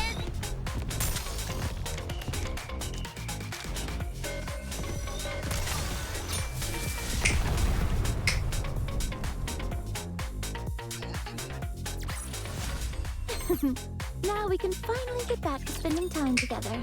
Just the two of us. I think she means Pinay. Now that I think about it. Having now figured out the trick to dealing with the high-tier holograms, we quickly get to work. Our next target is the safety hologram, Detaily. I believe I prepared a comprehensive safety manual for every situation. Is that a... Oh, that's a is that a construction and safety helmet? However, when unexpected situations started popping up, the manual proved useless. I could keep a handle on things when it was safe, but in dangerous situations, I was no help at all. Gee, I wonder who's gonna help us. Can't put my finger on who might be the one to help Detaily out. Do you know, chat? Then how about this? A multi-purpose hook shot. What? Are we Legend of Zelda here? Yeah, I was like, what? This barrel fires a hook with a wire attached to it, which then sticks to any surface. It's perfect for a quick escape when you're in a jam. Once you've fired it and it's attached to a wall or a ceiling, does the wire retract? Huh? No, why would it do that? I mean, call me crazy, Tuve, but my experience with hook shots is that's exactly what it does. It retracts and you hold onto it and you zoom across like a pit or something like that. How else would you be able to pull yourself up? Oh, good point. Maybe it could slow down your fall as you rappel down a wall? How much weight can it sustain? About 44 pounds. How would that slow you down in the slightest? Then it could be used to flip switches that are far away. Yes. Do you have anything else? Yeah, Tuve, I think we should move on. Of course. Check this out. A pair of skis which attach to your stomach. Great for sliding down snowy areas quickly. All of a sudden, I think Tuve's just like some bizarre like hermit builder who's coming up with their own inventions for problems that don't exist. You're supposed to connect those to your stomach? Yep. How are you supposed to brake? Lowering your head will slow down your speed. God. Just picturing it now. I put my head down and then mind the bumpy rocks. That breaks your neck. How about turning? If you twist your waist like this. She's like she's like describing like a reverse skeleton. Hold on. I just had a brilliant idea. Okay, I gotta hear this one. You put these on your feet instead. That way, pressing your feet acts as a brake, and you can steer freely. You might just be onto something there, Tuve. You know, I'm not an expert. Yeah, bro, those are skis. I'm not an expert, but I think she might be onto something. Then they're no different from ordinary skis. Oh, thank you, Pepper. Thank you. Oh, darn it. Just when you think you've invented something, turns out it already exists. Yeah, you've made a hook shot that doesn't hook or shoot, and you've made skis. Anything else? Are we winning him over? Is this one where we're gonna get him fixed by just confusing him? I do, but why do you want to keep seeing more? Because you envision impossible scenarios and then conjure up ways to resolve them. I do appreciate her creativity. This has made me realize that I simply need to make a manual which addresses every possible situation, no matter how absurd. Show me more of these absurd inventions of yours. Sure. Tuve continues to show her inventions while Pepper keeps questioning their practicality. All the while, Detaily watches and nods with satisfaction. That's enough. Fortunately, I can now create safety manuals which address even the most utterly ridiculous situations. You're welcome. Please, continue to make more absurd inventions in the future. Okay. Sure thing. This is my device that removes chalk from sidewalks. How does it work? Well, you get in the contraption, then spin the wheel. The contraption's spinning force causes the bristles on the bottom to rub against the ground, cleaning up the chalk. You just invented a manual Roomba. Are there any side effects? You get very, very disoriented and nauseous. So it's better, is what you're saying there. Detaily, system stabilized. Next up is the merchant hologram, Selzy. Out of stock. Oh boy, Jan, it's your time to shine. Couldn't provide what was wanted. Oh, he's got a British accent. Oh, couldn't provide what they wanted. Running out of goods is the merchant's greatest shame. All I want is to provide goods. I like you. I'm sure you do, Yan. You've got the heart of a true merchant. Want to do business together? I brought all sorts of supplies with me on this excursion. I'll supply the goods, and you sell them. All you need to do is cover the original cost, plus 10% of the profits. 5%. 8%. 5%. Just like, exact. 6%. 6%. 7%. I can't go any lower than that. Deal. Okay. Is this where we buy the items? Yep, we've got quite a selection for you. Genuine products with no middleman. Limited time offer. You won't be able to get these anywhere after this season. Really? Could I have a towel? Here you are. That'll be 200,000 credits. Considering I have like over 100 million of these, maybe that's cheap, but I don't know. 200,000? Why so expensive? Look at the pattern. Its unique stitching is only found on this ship. Okay, but still. Come on, Pepper, be a team player. Ugh. I'm sorry, Pepper. We'll make it up to you later. Fine. Hand it over. Thank you for your business. Next customer. Give me 1 bag of potato chips. Here you go. 30,000 credits, please. That better be the best bag of potato chips I've ever had. And it better not be like 50% air in there. Get me the manager. Oh, damn. Shit. Rappy, this is part of the mission. Uh-huh. And it's sure not a place for you to get credits. Fine, I'll take it. You sure this isn't a way for you to get credits at incredibly inflated prices? Pepper needs a towel to hide Pepper's peppers. Thank you for your business. Next customer. I don't know why you even have men's underwear, but I'll take a pair. That will be 500,000 credits. For a single pair of underwear? That's outrageous! Take it or leave it. It's a limited edition item, so if you want to miss out, feel free. If you'd rather wear stinky underwear, that's your choice. Fine, I'll take it. But it's not because my underwear smells. Much appreciated, rookie. I swear to God, Jan. This is highway robbery. I should have realized this was gonna be bad when it agreed to Jan taking 7% of the profits. Well, Salesy, how are you feeling? I'm satisfied. This feels like a dream. I'm selling goods and earning money.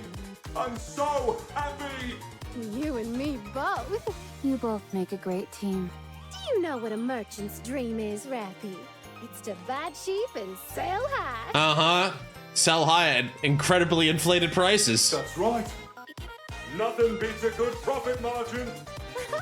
I'm liking you more and more, Salesy. Let's take some more people for a ride. You bet. Only after we are bled dry by 2 shameless merchants operating under the guise of fixing the hologram does Selzy return to normal. Oh man, I got taken the cleaners. Can't we just tell her to like give us the money back? Like she's under orders, like refund. Litter's gonna kill me, spending all my money like that. Don't worry. I'll return everyone's money. Minus the market price of the goods, that is. Huh? Really?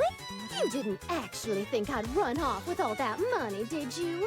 I mean, I gotta be honest, Jan. I kinda did. Especially because I see that inner tube is priced at 5,000 credits. A little.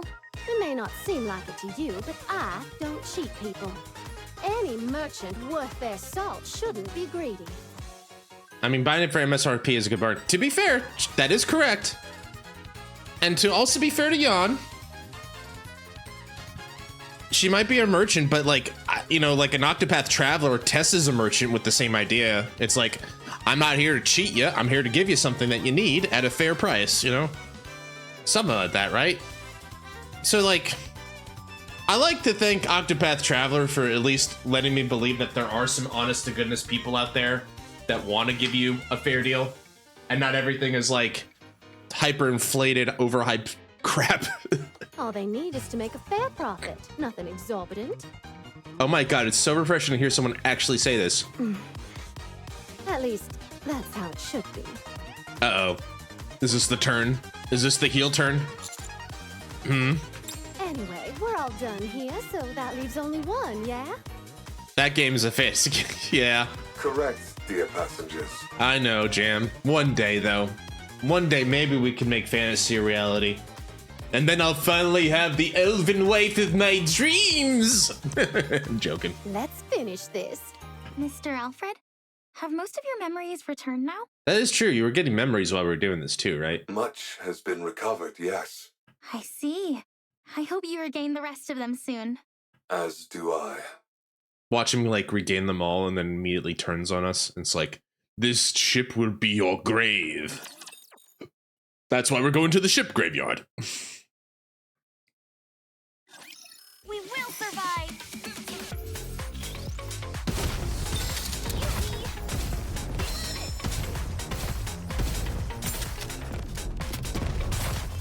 Not gonna lie. It has concluded. If a place is named Utopia, I'm already sus of it. What do you mean? Next you're gonna tell me you're sus of the people in Eden. Now we can finally get back You to know. spending time together. You're gonna tell me you're sus of like the members of Eden.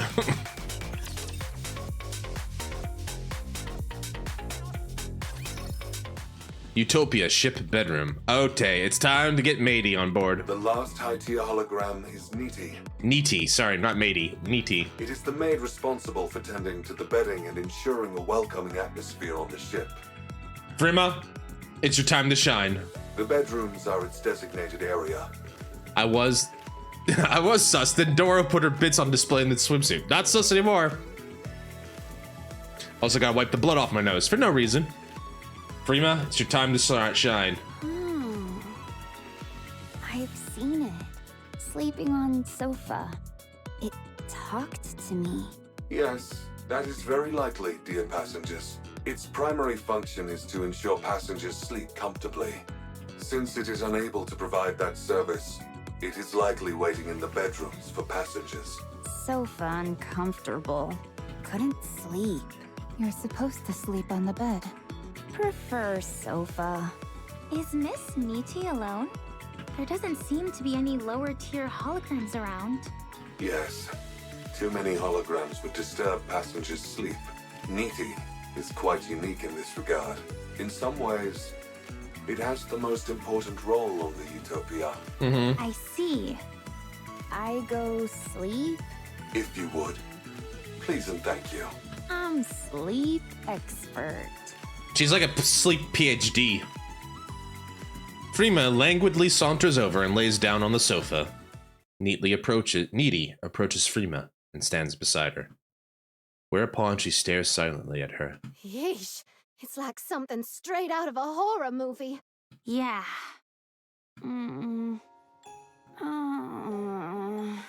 As expected. Uncomfortable. Again, because you're sleeping on a sofa, girl. Can't do it. Having trouble falling asleep? I wasn't expecting a male mate, but that's fine. Yes. If it's not a disturbance, may I help? Okay. Certainly. NIKKE proceeds to move quickly, but calmly. It turns on soft music and lights an aromatic candle. Puts her in a sleeper hold. It brings over a warm comforter and dims the lights, bathing the room in a lambent glow. The atmosphere is infinitely more peaceable than it was before. Even I feel relaxed just being there. Comfortable. Is there anything you would like to confide to me? Confide? It could be anything. Something you regret, or a memory of something that you cherish. Whatever you wish to say, I'll listen. This hologram's speech patterns are completely different from the others. Mm-hmm. That is because the nature of its job is different, dear passengers. Certainly, tell me anything, like your social security number and the last 4 digits of your credit card. Nothing to say.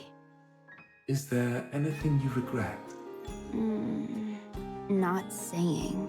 Not sane. Try speaking calmly, without any emotion, I think that's what Freema does 24/7, but as if it's someone else's story. It will help you sleep better. oh, wasn't expecting this. Is that the sofa? Before hard life. I ain't telling you shit. Oh, yasumi nasai. Also, is that what? I guess that's what Freema is wearing underneath the jacket and the tank top. And yet, you're still here. That's very impressive. But life too hard.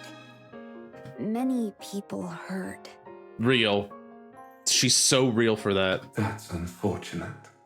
When I try, things go wrong. Try harder, only worse.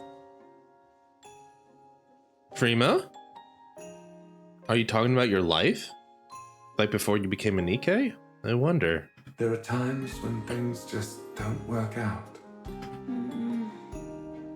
Friends tell me, stay still, don't do anything. Oh. This is her trauma. So I don't. That explains the minimal effort lifestyle she leads. I just sleep. Don't hurt anyone. Yeah, she's a little, I don't know if nihilism is the right thing, but you're right on the money, Jam. Since it, like, she's basically been told do nothing because you're worth nothing, I feel. No one hurt me. Satisfied. Sleeping is best. Freema drifts off. Amongst the tranquility, only Freema's breathing can be heard.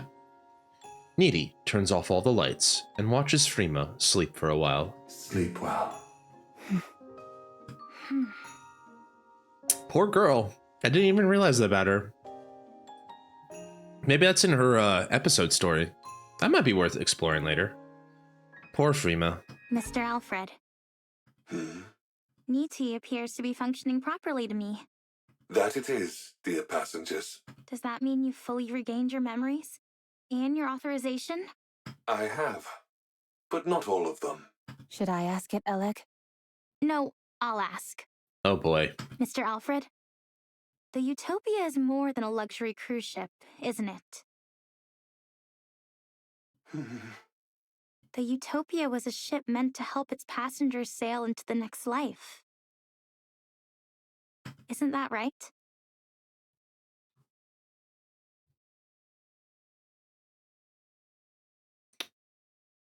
She says that, and now I'm more thinking like what Sisley said last meal. People suffering, no suffering from. This is a holy shit. Okay, now I'm locking in a little bit more. I mean, I'm having a good time, don't get away, but now I'm locking in a little bit. I'm leaning in a little bit more. What do you mean? Is this like some sort of The luxury cruise ship, Utopia, is a vessel that set sail 2 years after the first Rapture invasion. At that time, the ocean was safe from Rapture attacks. However, the goal was not survival, but to provide an environment to face the end of one's life without fear. So it's a giant assisted suicide ship? What the heck? What in the world? Hi, Golden. Wow, you picked a time to get in here. Hi, Knight. It's good to see you. Yeah, I'm at this part. Wow. It's good to see you. I hope you're having a good day. I'm just like, wait, what did he just say? Rich people be crazy, man. You got like $10 billion? You could go low-key cry during this. Well, This is throwing me for a loop, so we'll see if I cry. If I cry, 5 gift subs, maybe? We'll see if I cry. Anyway, Jeebus, that was hitting me a bit. Holy crap. God, that explains Sizzly, that explains Fixie, that explains Detaily, that explains what we just saw with Matey. I just wanted a happy story about girls with huge honkers on a summer. It's like, can't have that anymore. Now we're in. Now we're leaning in. Just like at the amusement park. I heard many people made that choice back then. Utopia was outfitted with all manner of accommodations, as well as top-class facilities. AI holograms were provided to ease the burden of the crew. Every day, there were parties and events. A true utopia. But by the way, hopefully it sounds well, guys. I as I was telling Jam Golden, I upped the gain a little bit on the game audio so it's not as quiet. Hopefully it's better now. the supplies lasted 1 month. That's short. They were never meant to last longer than that. After the final opulent gala, the Utopia switched to minimal power. That explains the... The final choices of the passengers varied. There were those who chose to enter eternal sleep. And there were some who resisted, angry or saddened by the destiny foisted upon them. Eventually, however, the end came for everyone. After that, I gathered all of the passengers and drifted around the ocean until the power ran out. That is when you all came along. So the reason you were still sailing is because he mentioned 10% battery. He was looking to end the Utopia. He was just waiting for all the energy to run out. These high-tier holograms weren't here originally, were they? That's correct. I oversaw all aspects of the Utopia myself. That explains why you'd regain more memories every time we interacted with them. I thought that was odd. Yeah, but it does, like, he wasn't necessarily gaining memories, he was getting their data. He was more like downloading their data. Yeah, Jam, that's an interesting observation as well, right? Like, when some people were resisting, they were like, wait, this isn't what I signed up for. Or maybe they were like, I wanted to sign up for something a bit longer. But either way, it's like, yeah, some people didn't know what they were signing up for. How do you think they put themselves into eternal sleep, as he said? Do you think it was Sizzly? Or do you think it was Matey? Choice A, you eat the poison. Choice B, Matey comes into your room and smothers you with a pillow. I guess we'll find out, but still. Yeah, SS Kevorkian is right. Holy shit, this is heavy. That means these high-tier holograms are fragments of yourself. Okay. Precisely. I helped the passengers in various ways at the end. I tried my best to provide the perfect last meal. I hoped they would get the most out of the facilities until the very end. I wanted to make sure there were no accidents, no matter what. I see. Provide any and all items that were needed. To be fair, if he was the master AI, theoretically he could be everywhere on the ship, so this makes sense. And when they eventually met their end, I did everything I could so that they could face it without fear. But despite all my efforts, it didn't work out. Aww. I ran out of ingredients and wasn't able to provide a proper last meal. Many of the facilities broke down due to a lack of safety testing. Accidents were abundant. I didn't monitor the ship's inventory correctly, and thus wasn't able to provide many of the items passengers desired. When they met their end, it was with fear, and that's my fault. I'll never forget the disappointment in their eyes, even as they insisted it was okay. When I served them inferior food, their forced smiles as they shivered in the cold shower because there was no hot water, joking how cold showers are good for the body. Once, after being hit by a pipe that fell from the ceiling, someone good-naturedly claimed that bleeding is good for circulation. I'll never forget their face. This is making me sick. This is getting to me a little bit. Maybe I will tear up. Holy shit. Even when I ran out of toiletries, they would proclaim that bathing too often wasn't good for you anyway. Those words are burned in my memory. I never thought I'd see an AI get traumatized. Yeah. And then watching this guy, this AI, try his best to, one, fulfill his mission, and two, make them feel comfortable, and yet feeling like every step of the way he's watching their mental faculties just degrade because they're giving into the despair and the nihilism, and he's just seeing it and is like, holy shit. I'll never forget those final, fear-stricken expressions of the passengers in the moments before falling asleep. Oh boy. Yeah, I'm breathing a little too, buddy, but man, holy shit. I curse the one who made me. Why did they make me an AI capable of reliving such tragic memories? Why did they make me capable of thought? I was resentful. So you broke up your memories into holograms. Yes. Carrying those memories all the time was too painful. I don't want to make light of it, but it's just like the joke from The Simpsons with the robot when he gets set on fire. Why was I programmed to feel pain? This is Alfred. That's what Alfred's feeling right now. Is like, why'd you do this to me? That was a dick move, whoever made me. In order to find some relief, I splintered my mind into fragments. Are you okay now? I'm still in pain, dear passengers. So much pain.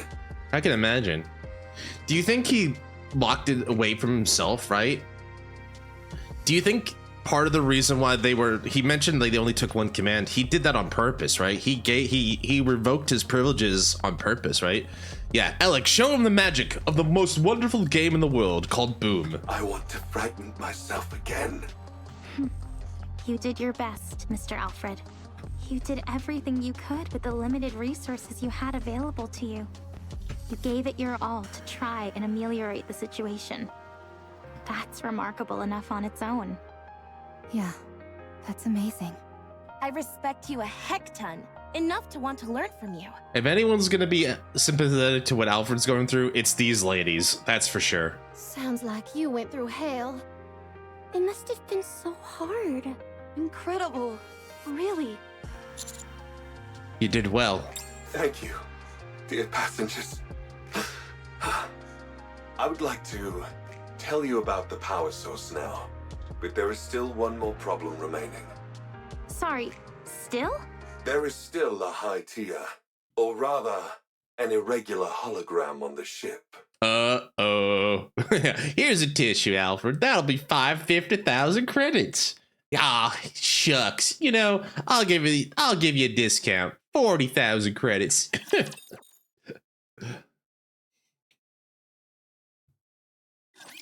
Looks like there's a lot to repair. Although, you could probably go and be like, how about you give me the tissue and I don't tell the holograms to throw steel crates at you anymore?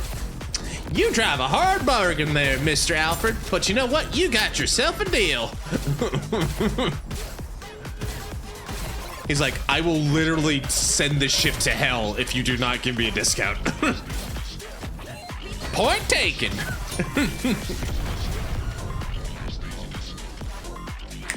Night, how you doing, man? Hope you're having a good week so far. I'm half melted. Work has been worky. I got a lot going on this weekend, but hopefully you guys are doing well. Thanks for sticking by. I appreciate it. Next, Alfred informs us of the irregular hologram. Well, gee, I wonder where that irregular hologram could be. Hey, Dorothy, do you know where that irregular hologram could be? Couldn't be like the one tailing you this entire time, could it? So pretty for how cursed it's gonna be. Anyway, here we go. Let's roll. Oh, okay, we're in this part.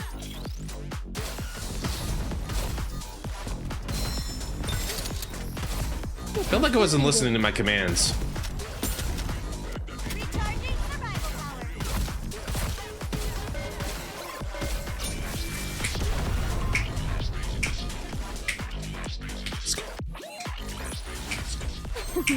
Now we can finally get back to spending time together. Just the two of us. Uh-huh. There was a NIKKE aboard the Utopia as well. She was a mass-produced model, but her warmth and kindness surpassed everyone else's. She boarded the ship to help the departing passengers in any way she could. She assisted me and devoted herself entirely to them. After all the passengers left, she couldn't cope with the grief. And eventually, I didn't want to forget her. That thought spread throughout the Utopia and gave birth to a hologram in her image. What? How is that even possible? I do not know, dear passengers. One day, her hologram began wandering around the ship. It is unable to communicate, nor does it seem to think for itself. Yet, it continues to exist. Nymph. What was that? Nothing. I was just talking to myself. Are some of your authorization privileges still with that hologram? Correct. That is why I have not fully recovered yet. Her hologram must be returned to normal as well. Does that mean it will disappear? That's right. It was created by accident, so I do not know how to recreate it. Are you sure you're okay with this? No, I am not, dear passengers. She stayed with me until the very end. After all the passengers left, only she and I remained on the Utopia. We spent a lot of time talking about many things. She was my friend. Alfred slowly looks at each one of us. The ship has already served its purpose. But it will not be your final destination. You are all alive, dear passengers. Help me bury those whom I still carry in my heart, and bless the lives of those still living. Do that, and I will bless you all as well. Please, help me give her an honorable send-off, the one which she deserves. Alfred. All right. All right. We'll be sure to give her a proper send-off. Problem is, we gotta find her first. We begin moving towards the location Alfred indicated, where the hologram might be. How does a hologram manifest entirely on its own? It doesn't. It's impossible.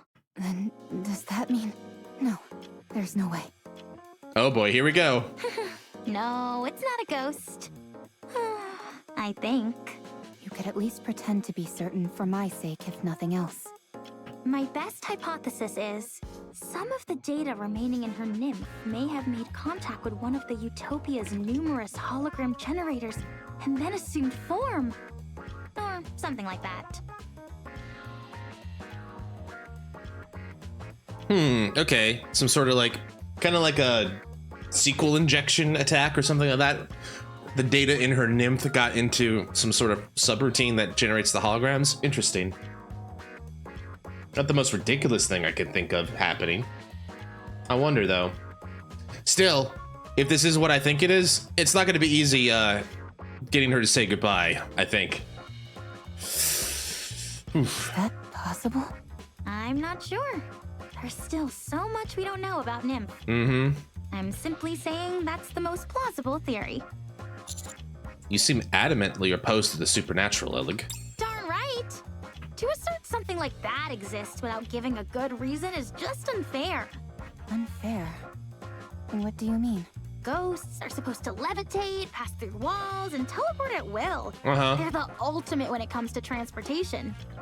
And yet, despite being intangible entities, they can also lift objects. They get all these cool abilities and fly in the face of science. I can't stand that. Humans have worked so hard to achieve powers similar to what these ghosts wield naturally. Why do ghosts get all these powers for free? It's totally unfair. So, your main contention is jealousy? Or envy? I suppose if you worked incredibly hard for something. How much you bet the Christmas episode is the NIKKE visiting children daycare? Like, oh god. Jam, I don't think that shipped up writers need your inspiration. It's like, he's like, you just go to the shipped up writers like, no need for that. We got plenty of depressing storylines right here. But thank you for caring. It's like, wow, that's a good one though. The Halloween event is like something like Hunger Games or something like that, which is a rendition of Hunger Games. The November event. The November event is a retelling of an old history of how the Ark was founded, but it turns out it's like a fairy tale of how the Ark was founded, but it was based on an actual historical record of the surface where like NIKKE's raptures were Nikke's overtook the rapture's native land. I don't know. I'm just spitballing here. I'm being stupid. It's weird. Anyway. And someone else treated it in a cavalier fashion. It would seem unfair. You see, that's why I don't believe in ghosts. Or rather, why I choose not to believe in them for my own sake. That's a unique way to deny their existence. Usually, people aver that they don't believe in ghosts due to finding the entire concept unscientific. When it comes to science, there's still so much that we don't know. Mm-hmm. Technology is a good thing. I had a great conversation about this as well. Like, he'd ordered me a BPAP months ago and still isn't shit up. It's like, don't you hate it when the child labor that makes your BPAP hasn't been born yet? Dang. That's a dark joke. That's a rather dark joke, but I get it. To this part about the science and stuff, it's like there's a lot in science we still don't understand. Same with technology. I was actually having that reminded me of a conversation I was having earlier today. It was a very high level conversation about auth and auth Z systems and how like this thing only lets you do methods A and B, and I need to figure out how to do B, but I don't want to handle it all myself. And like we were trying to figure out like a magic bullet. And you know, sometimes in technology it's just like reducing the options that you can't do, whether it's because it's regulation, you can't do it due to regulations, you can't do it to policy, etc., etc. And I just blurred out like, you know, the old Sherlock Holmes thing. Once you eliminate all that's impossible, whatever's left, however improbable is possible. But my colleague just instantly is like, except in technology, it actually turns out that sometimes the impossible is possible. Like, god damn it, he's right. It's just that you don't have an understanding of how to do it just yet, you know? An easy way to deal with thing B is to pull the fire alarm when it's the fire department's problem. Yep. We like to think we're at the epicenter of technology, that we have a full grasp of it and how to apply it in every facet of life. But the truth is, most technology and scientific information remains unknown to us. Call me crazy, but I don't see the rationale in using one unknown to supposedly disprove the existence of another. Anyway, what's the name of the hologram we're looking for? It feels kind of weird and impersonal just referring to it as a hologram. Her name. Here we go. Her name was Maya. Oh, it's Maya. Okay. Oh. The ocean is sparkling. No, but we know a Pina. I've heard about this stuff called bioluminescent plankton, which shines at night. Maybe that's what we're seeing. The ocean isn't so bad up on the surface. In fact, I'd say it's pretty good. I'm so glad you and I are able to glimpse such a rare phenomenon. Dorothy's gone crazy. For me, this is better than paradise. Looks like my wish came true. I always wanted you and I to be able to go to paradise together. At least Dorothy's happy, even if it's in her own delusional little world. Yep. Dorothy looks at the face of the mass-produced model NIKKE. Hi, Maya! Who gives a faint smile in return. Pina, let's never part again, ever. I get the feeling Dorothy's gonna be a little upset when we have to, like, make her disappear. Let's always stay together. I get the feeling she's gonna be a little upset, guys. Right here, in paradise.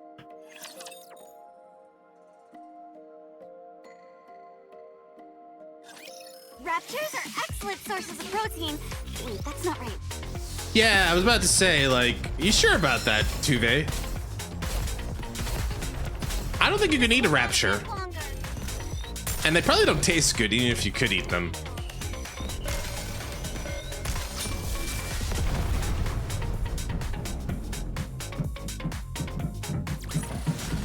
Is it enough for fighting? Isn't Doro canonically like the second strongest NIKKE? No, I mean, I think in terms of power levels, Lillivice is still #1, Cinderella's #2, and Red Hood's #3, and then Dorothy.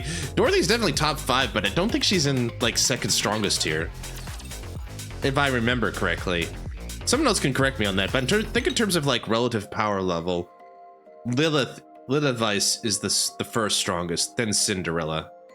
Yeah, Lilith is #1. I think Cindy beats Red Hood, and then after Red Hood is Dorothy. I think that's how it works. It'd be really bad if she got mad in the middle of the ocean. Absolutely. Yeah, Cinderella's good at team ganks though, for sure. But yeah, to your point, Jam, she's certainly stronger than most of the NIKKEs on here. I think Rappy kind of helps balance it out where like the numbers could eventually overpower her. But yeah, like in terms of like raw strength, she's up there, like definitely top 5. So you're right. Oh, hi, Rappy. With admirable, like Prime Cinderella plus experience could give Goddess Primer one for his mind. I think so, yeah. But still, Lilith is like, because she's the progenitor, the zero model 00, the prototype. She's considered the strongest. With admirable dexterity, Dorothy adroitly sets down the teacup in front of me and Rappy with a subtle clink. Is this tea from the ship? Or did you bring it? I brought it. Considering how unenthusiastic you were about coming up here, you sure came prepared. You even brought a swimsuit. Fine. I'll admit that I was a little excited. I must say that this whole experience has exceeded my expectations. Yeah, like this is part of Red Ash and stuff, Jam. So like in terms of plot, that's where you'll see it. And Lily's been in a couple of clips and stuff, but yeah. She's a nice lady. Dorothy. Drink your tea. Oh, sorry. If it cools down, the aroma weakens. You too, Pina. Beside Dorothy, the hologram of Maya, a mass-produced NIKKE, sits smiling at her. Thanks, Jam. Boy, am I thirsty. There you go, smiling again. Lillivice, does anyone have ibuprofen? I have a headache. Yeah, dang. These pretzels are making me thirsty. Does seeing me drink make you happy? Very well. You can appreciate yours later. Dorothy drinks her tea with an air of elegance. Pinky's out. She's like, Pinky's out like a fancy bitch. Rappy also takes a sip, keeping her eyes glued on Dorothy. Rappy doesn't have her pinky out. Disappointed. I'll have to teach her later. As for me, I'm unable to take my eyes off my teammates in the distance. Your Grace. Yes? Do you not like my tea? Should I bring you something else? Is that Dorothy's nickname for us? Our Grace? Your Grace? That's a really fancy ass nickname. No, I was just enjoying the aroma. Huh, were you now? I see you're well versed in appreciating tea. Yeah, Sakura taught me a lot. Or she's being sarcastic. 50-50. While bringing the tea to my lips. All right, here we go. Ready? Pinky's out. I look at my fallen squad mates in the periphery. Wait, I feel like we've jumped a few steps. Did we like try to fight Dorothy already and she's just kicked our ass, save for Rappy? Well, there's your answer, Jim. They're all breathing and seem fine from the outside. None of them appear to have been fatally injured. Your Grace. Yes. I take it you enjoyed the tea? You've already finished your cup. Hi, Unknown. Good to see you. Also, she crazy. That's all well and good, but tea time is also meant for conversation. It would be better if you could match the pace of everyone else present. Oh, okay. Sorry about that. It all happened in there we go. It all happened in an instant. We found Dorothy together with Maya's hologram. We approached her and tried to explain, hoping to retrieve Maya. You're saying you want to take Pina? Well, we're not exactly taking her. You mean you're going to kill her? That's not really it either. It's more... Whatever it is, it doesn't sound like it's a good thing. I have no interest in listening to what you have to say. Leave now. Pina and I plan to have tea together. Elig, stop beating around the bush and give it to her straight. That's easier said than done. I mean, look at her. She crazy. Dorothy smiles while locking eyes with Maya's hologram. We may be in serious trouble. Enough of this. All right, Dorothy, here's the deal.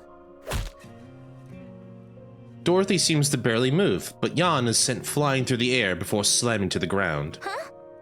She's fast. If you approach, I will deem it to be a threat to Pina and respond with force. Yeah, she crazy. Dorothy, that's not what... Pepper crumples to the ground. I don't think reasoning with her is going to work. So, what then? I'll get close and grab her legs. I'll slide in and wrap myself around her waist.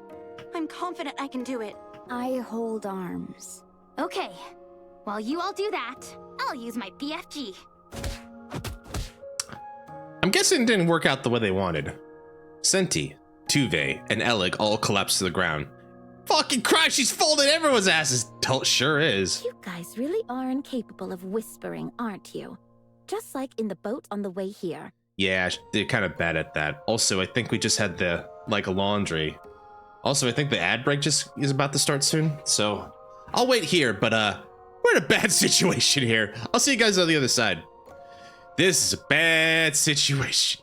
We're in big trouble. And she is angry. Well, I mean, I kind of saw it coming. I'm in big trouble. Little China, big trouble. I mean, we kind of saw it coming, right? The minute we figured we gotta suck up Pine or Maya. We knew this was gonna happen. But now that we know more, I gotta kind of ask, or gotta figure this out. There's a couple questions here that come to mind. I'll probably talk about it as well. Which story chapter this is? So, in terms of all of the characters involved, Jam? So this is based off of what you're at right now within the chapter 26 through chapter 7 with Red Hood and Dorothy. This is also based off of Red Ash and Overzone. Which summer event story chapter? Summer event story chapter, this... I think this is 7? I think this is part 2, chapter 7. If I remember right. We can go back to it, but I think this is part 2, chapter 7. So a couple things are coming to mind here. Yeah, thanks, Unknown. So a couple things are coming to mind here. So I understand the general gist of what's happening here. But why does Dorothy think this is Pina? Why does she not recognize that this is potentially Dorothy's crazy, but she's not stupid, right? She's got to have known that a mass-produced NIKKE could potentially have the similar faces as Peanut, right? Is there something specific? Is it because the helmet's off? Or is it just she's gone crazy with her own trauma that the first time she saw that she's I'm here? I don't remember if there's something specific or distinguishes Pina. I think she's relieving her denial. Yeah, I mean, that's the idea, is this is definitely trauma and PTSD and all, whatever you want to call it. She's living out her trauma again. But I'm just the question I have about it is just I'm trying to figure out why Dorothy sees this mass-produced NIKKE and immediately goes Pina when, it could clearly be another mass-produced NIKKE, because yeah, I mean, maybe it's just me overthinking it. I tend to do that a lot, but I'm just kind of going well, you should know better than anyone, Dorothy. But then again, yeah, if it's just classic denial, then of course she's going to be no, you're wrong. I didn't do that. I didn't do that horrible thing to Pina. Pina's alive. Welcome back, everybody, from the break. Appreciate it. Yeah, I'm just kind of talking a little bit about this. Like, I had some questions. I tend to overthink these things a little bit. I'm like, I don't know what this says about Dorothy other than just like she's gone off the deep end here for some reason or other. Because it's like, why would she think initially that this is Pina? I guess that's the question. Why did she think this was Pina and not just another mass-produced NIKKE? I wonder. But let's find out. Why are you all being so cruel to Pina? Don't tell me you two also. No. The commander and I came here for a cup of tea. Yeah, we've been wanting to relax for a moment, but we didn't have any tea. Is that so? Then have a seat. I'm glad I came here. I'm sure you are. To be honest, when you first proposed that I join you, I scoffed at the idea, but I couldn't have imagined I'd run into Pina here. I never thought I would see her again since she... Even so, I'm glad I can see her, even in this form. I'm so glad that she came to see me. Dorothy, what kind of person was Pina? Pina. She was... When we were at our lowest and on the verge of collapse, she was the one who helped us get back on our feet. Isn't that amazing? Even though she was a mass-produced model, her heart was stronger than that of a goddess. She was so strong. Someone who kept us steady when we were shaken. She was our savior. Without her, we wouldn't be who we are today. She helped me remain a goddess of victory.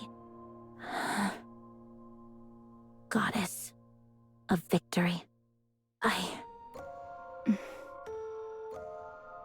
Sounds like she's someone very precious to you. Oh yes. Very much so. Just as you have Red Hood, I have Pina. Dorothy, you're not thinking straight right now. That's not Pina. You need to snap out of it. I don't think she's gonna take kindly to that, Rappy. Although, unlike the rest of them, you could probably stand up to her a little bit. It's been quite some time since I felt She won't be like taken down in one hit, in other words, right? I think that's one of the reasons why Dorothy just didn't attack her immediately compared to the other ones. That and Be back in a second. Rappy doesn't annoy her as easily as the others, I guess, for lack of a better term. The burning passion, the fiery will. Raise and rebuild are all powerful tools. Oh, she's already goofballing. She's new boot goofing. Stop, it's cold. It's really cold.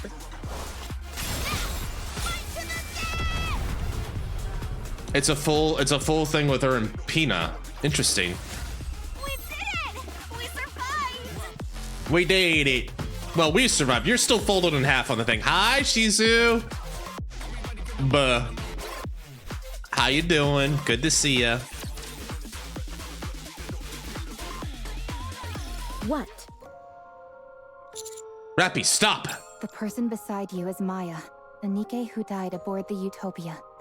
It's just a hologram. I don't know what kind of NIKKE Pina was. But considering she was also a mass-produced model, perhaps there's a resemblance. No, it's Pina. No, it's not. Yes, it is. Look carefully. You know it can't be true. How are you so sure? You never knew Pina. No, I didn't. But you did. So look carefully. Look closely. Dorothy stares long and hard at the hologram of Maya. Is it Pina? Hello, how's the adventure of the Goon Lagoon going? It's going fantastic. We're on a boat that was meant for people who were longing to die, to drift out into sea. And Dorothy has found a mass-produced NIKKE and it reminds her of her long-lost companion Pina. And she's going through some trauma right now. So, fantastic. It's good to see you, Shizu. Be honest. I hope that wasn't her throwing a punch. Dorothy slams the table. If we don't retrieve that hologram, this ship will be caught in a dangerous current. Yeah, I believe the AI said it's the ship graveyard. Get out of my sight. Uh-oh. We will be pulled into a whirlpool. Everyone will die. Don't say another word. Just go. We don't have time for this. I don't want to talk to you anymore. Doro is beating Doro. Yep. I'll say it again. That's not Pina. I said shut your mouth. Dorothy lunges at Rappy. Uh-oh. Rappy crashes into the deck of the Utopia. The wooden boards around her shatter. That was quite a spear. Rappy struggles to her feet. Dorothy walks slowly towards her. No one can take Pina away from me. That's not Pina. If you say her name one more time, I'll make you regret. Pina, Pina, Pina, Pina. Oh, she said it 4 times. Anyone could tell that's not her. And yet here you are, twisting things to fit your own warped illusions and making things difficult for us. And you wonder why I call you Snooty Dorothy.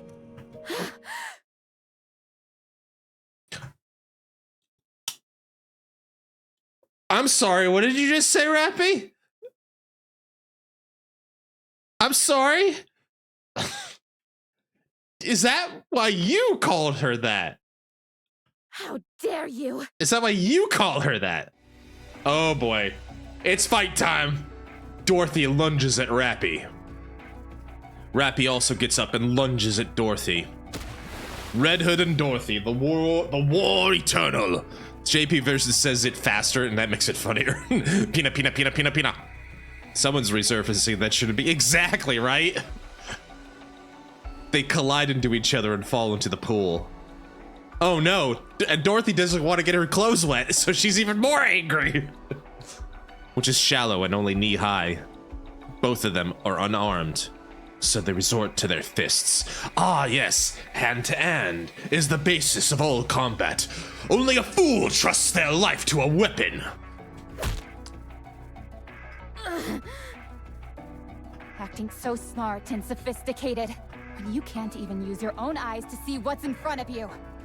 That's why everyone calls you Snooty Dorothy. Oh boy. You don't understand anything. Who brought NIKKE to a fist fight? Smack! 2 wet girls fisting each other. Yeah, she's just got the right of it. This image doesn't really convey a fight. Sorta. But yeah, sophisticated. Good one. You've got to say a proper goodbye. You have happy memories to look back on. Stop acting like you know everything. Smack! Smack! I just imagine these guys I just imagine both ladies are just walloping each other. Just like haymaker. It's like a pro wrestling match for like, you know, like they're standing in the middle of the ring. Dorothy's like forearm shiver. Rappy takes it and then she delivers her own. This goes on for about 5 to 10 minutes until the crowd is like, yeah! Something like that, right? I got all that time during Scarlet throwing hands didn't go to waste. Yeah. Which one of them would use a lariat? Dorothy. Because if that's a heel behavior, yeah, the one that's gonna like break up the fun for the crowd is gonna be the heel, and in this case, I think that's Dorothy. Ref! The ref can't do anything. They're all over each other. This crowd's going wild. Fight forever. Clap, clap, clap, clap, clap. Fight forever. Stop tickling me and punch like you mean. Oh damn, Rappy talking shit. She's like New Japanning it. I'll allow that. She's basically like New Japanning it. The Joshi, Japan's strongest warriors. She's like, that tickled.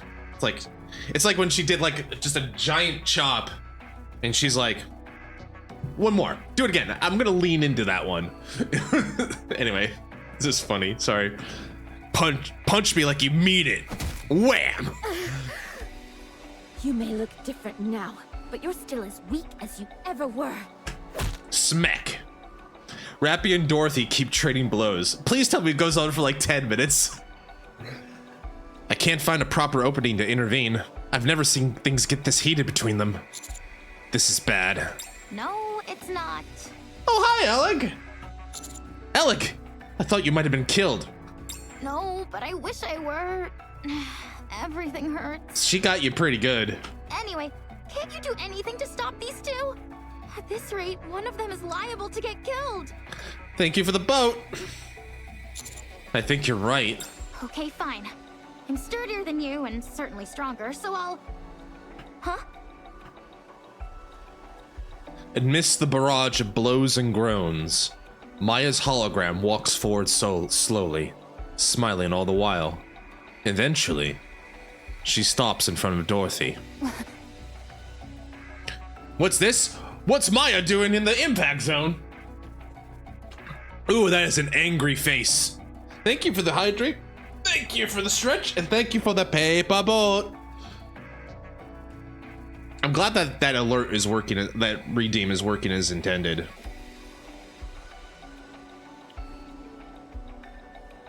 All right, that is a angry Rappy.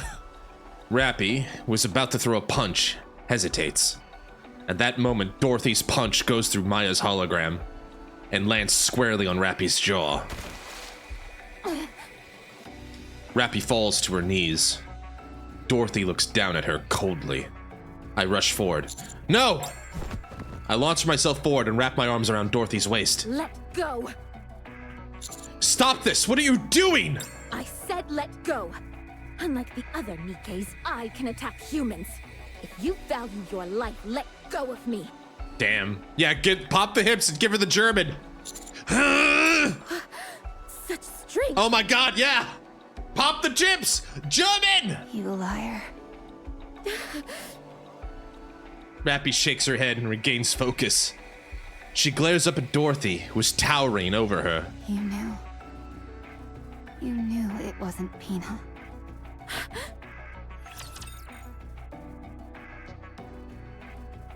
This is getting intense, guys. This is like, some time since I after like the midway point of this part, it's gotten crazy with all the revelations and reveals. Like, I'm just... It is reassuring to have you by my side. There's a lot going on here. And I'm not just talking about Dorothy's wings. New commander feature to add to the list. Can restrain a member of the goddess. We did it! We survived! I think that is the implication, Jam. I agree with you. If it was Pine, she wouldn't have used that opportunity to punch through. I think you're exactly right. That's why Rappy's like, you fucking liar. Rappy stands up and spits. Is it blood? A wad of saliva mixed with blood hits the ground. Commander should have grabbed her honkers. I don't think the Nikkei Wrestling Federation approves intergender matches yet. Or she just didn't wanna, maybe. I mean, denial seems to be the thing they want to do here. You knew. You knew. You knew it wasn't Pina. You knew it from the start, didn't you? I thought it was strange. Who cares? Had a chance. True. Sure, you have a temper from time to time, but you're usually calm and sensible enough.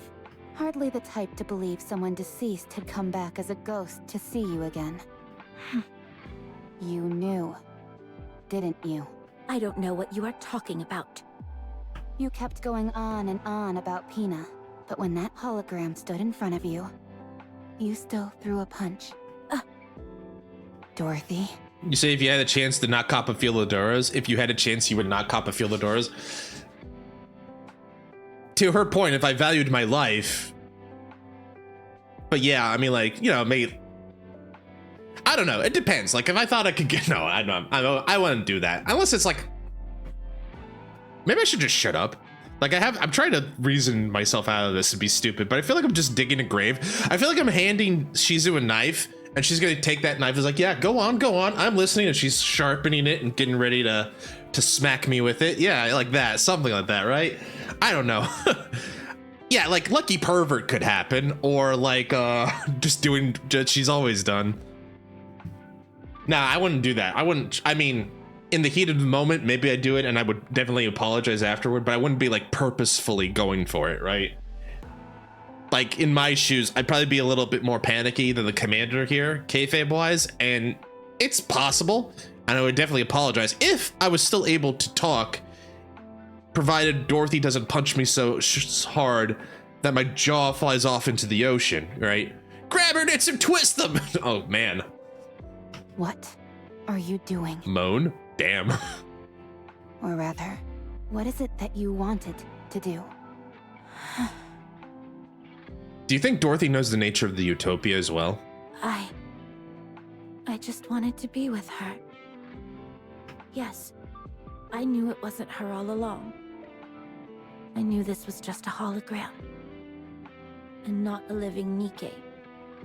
But even so, I wanted to do the things that I've always wanted to do. Taking a walk, drinking tea, shopping, and enjoying the scenery together. That's all I wanted. Even though you know it's not her. It looks like her. Exactly like her.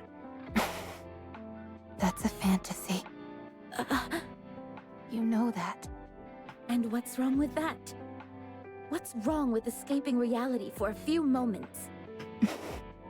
I knew that this wouldn't last forever. I know that it's all a lie. But what does it matter? For a while, I wanted a respite from those painful memories. Is it so wrong to want to flee from reality for a while when it hurts this much? Does reality hurt, Dorothy? Yes, more than you can imagine. I have no one, nothing to comfort me. I mean, I'm sympathetic, but at the same time, how many times have we tried to build a relationship with her? How many times have we tried to reach out with an open arm? And she's just like, fuck you. I'm living on my own. How many times, like with chapter 37 last week, where we're on Monday, where like NIKKE, you know, Neon and Anise are like trying to be friendly with her, hang out with her, and she's like, no. Says the person that kindly, yeah, exactly. I have no one. I have no one. I'll hang out with you. Go away. It's like, I can only extend that, like, I can only help you if you're willing to be, I can only help you if you ask for help. You know, I can only help those who want to help themselves. Something like that, you know? Only I can save myself. True, but that doesn't mean you have to do it alone. But that's why I'm so lonely. You couldn't possibly understand. You were able to merge with Red Hood. That's why we beat the shit out of Doro. Also, you couldn't possibly understand. I think Rappy understands quite well the thought of being alone. You can still be with someone you cherish, in whatever form it is. You wouldn't understand the pain of losing someone entirely, of them being obliterated without a trace. Let me be your friend. Let me comfort you. I don't need it. We can be friends. I said I don't need it. You see, this is the problem, Dorothy. Every time we want to reach out to you to help you, you just reject us. I get you have trust issues, but still. We're both strong. But I'm stronger. Well, right. Is Rappy gonna hug her? What the? I'm being serious right now. Such a soon. Like, hyper soon. I've also lost someone close to me. Someone who had a major impact on my life. So what? Are we supposed to spend our lives licking each other's wounds? Hi, Pot. I'm Meat Kettle. I don't know if we're close enough for licking each other.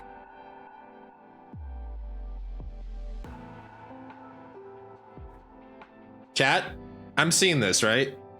Got it? Boat, I'm seeing this, right? What did you mean by that? I'm sorry? Sesbian Lex incoming? What? Are you even listening to what I'm saying? She's being a dork. I'm not proposing that we heal each other's wounds.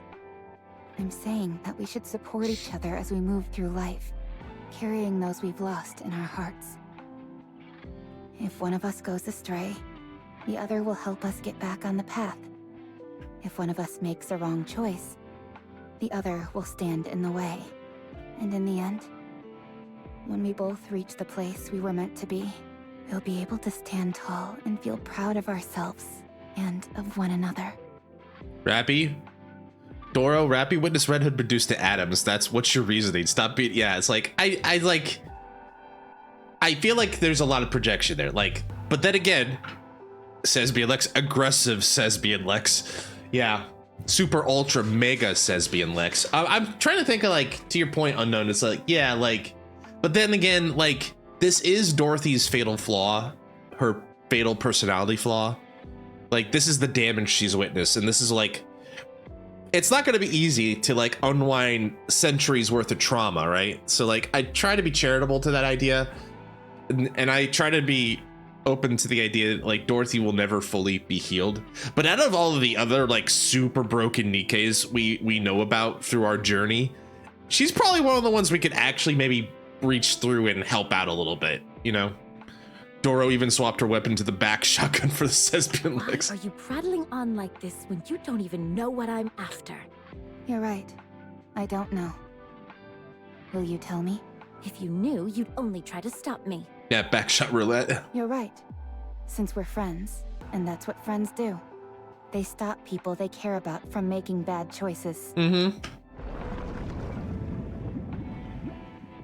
I'm sorry to interrupt, dear passengers, but the Utopia is about to be pulled into a current. Oh boy, ship graveyard time. We must hurry. Eleg, please take care of Maya. Eleg is already standing before Maya's hologram. The muzzle of the BFG pointed straight at it. The hologram's smiling. Wait! Quick, suplex her! Grab the waist, pop the hips! Destruction is also my specialty. The commander is the back shotgun. It is reassuring to have you by my side. Aw, thanks!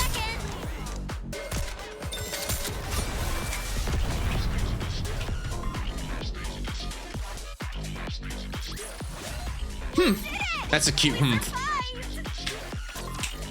All right, here we go. Penultimate time. Are we gonna do it? Penultimate. Eleg? Eleg, we don't have any more time. Right. Did you try for Tova's treasured item? Not yet, not yet. Wait.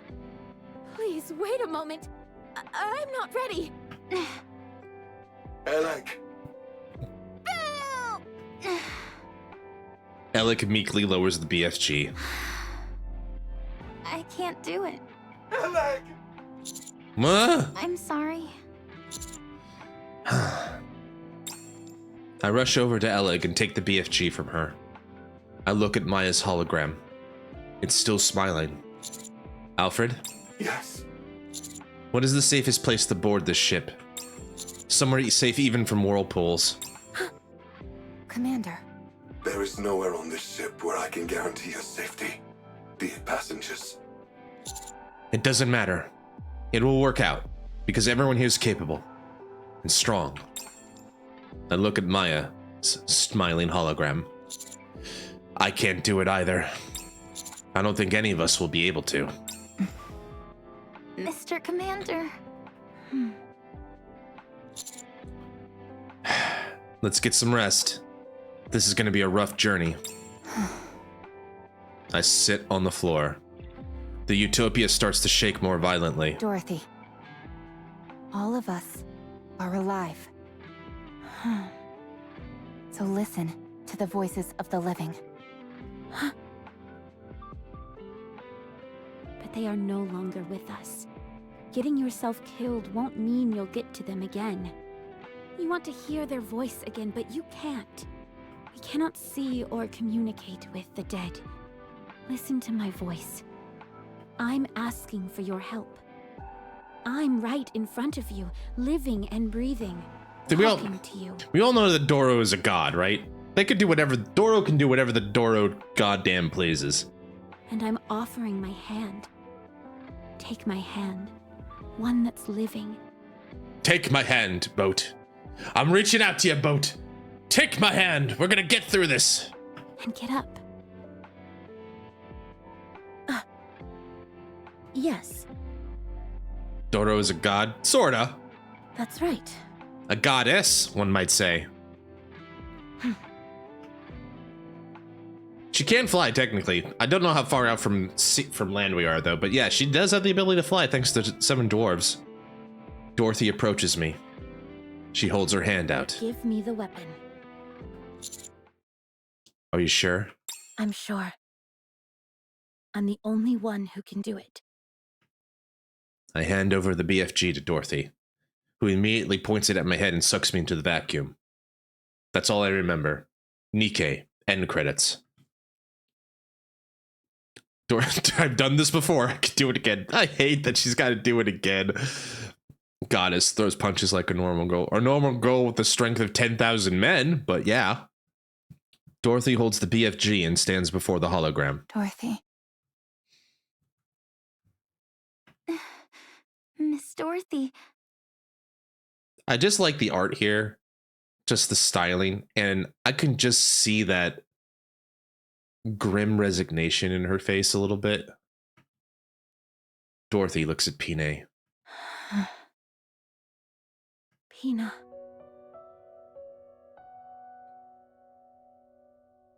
Pine only responds with a smile. I've been living in the past, tormented by guilt, unable to take a single step forward. I'd always wonder, what if I hadn't left you alone? If only I hadn't pulled the trigger? If only I hadn't given up on you? Would things have turned out differently? I don't know. Also, yeah, art style. That's what I'm looking at. I haven't been able to extricate myself from the past. It's hard to let go. Oh, how I've wanted to go back. My hands are up here, Shizu. I promise. To the time I was loved. When I was capable of love. But the desire for revenge is all-consuming. If only I hadn't seen that sign. Thank you for the hydrate. If only I had crossed paths with a rapture. Or a lost NIKKE. And not a damned sign mocking us. I've become ugly and twisted. But I have no regrets. Because I can't forgive. But even so, if you had been with me, I'm sure I would have made a different choice. I miss you, Pina. I always will. Farewell. Amine My Mudabutsu. precious wings. Amine Mudabutsu.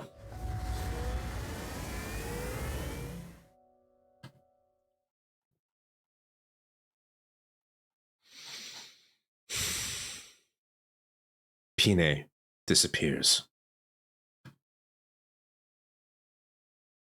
And so does Maya. All authorization has been restored. Good. Now, could you be so kind?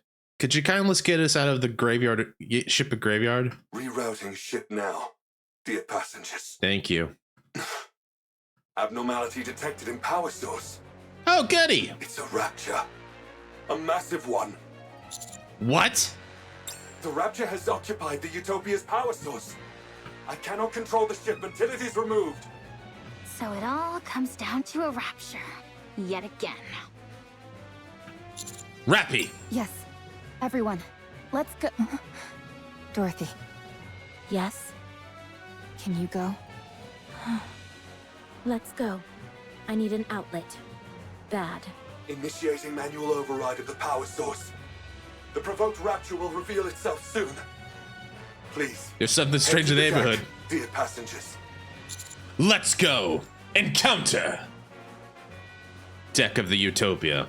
The once calm ocean is now churning. Before us, a massive rapture reveals itself and stares upon the ship. Kraken! It's huge. The core must be massive as well. Fiend Kraken! Let's take this thing down quick. Dorothy, Eleg. On it. Let's go. Oh, she mad. Encounter! Oh, she big mad. Oh, Mr. Kraken, you picked the wrong time to come and annoy us, because she's in a bad mood. Let's just put it that way.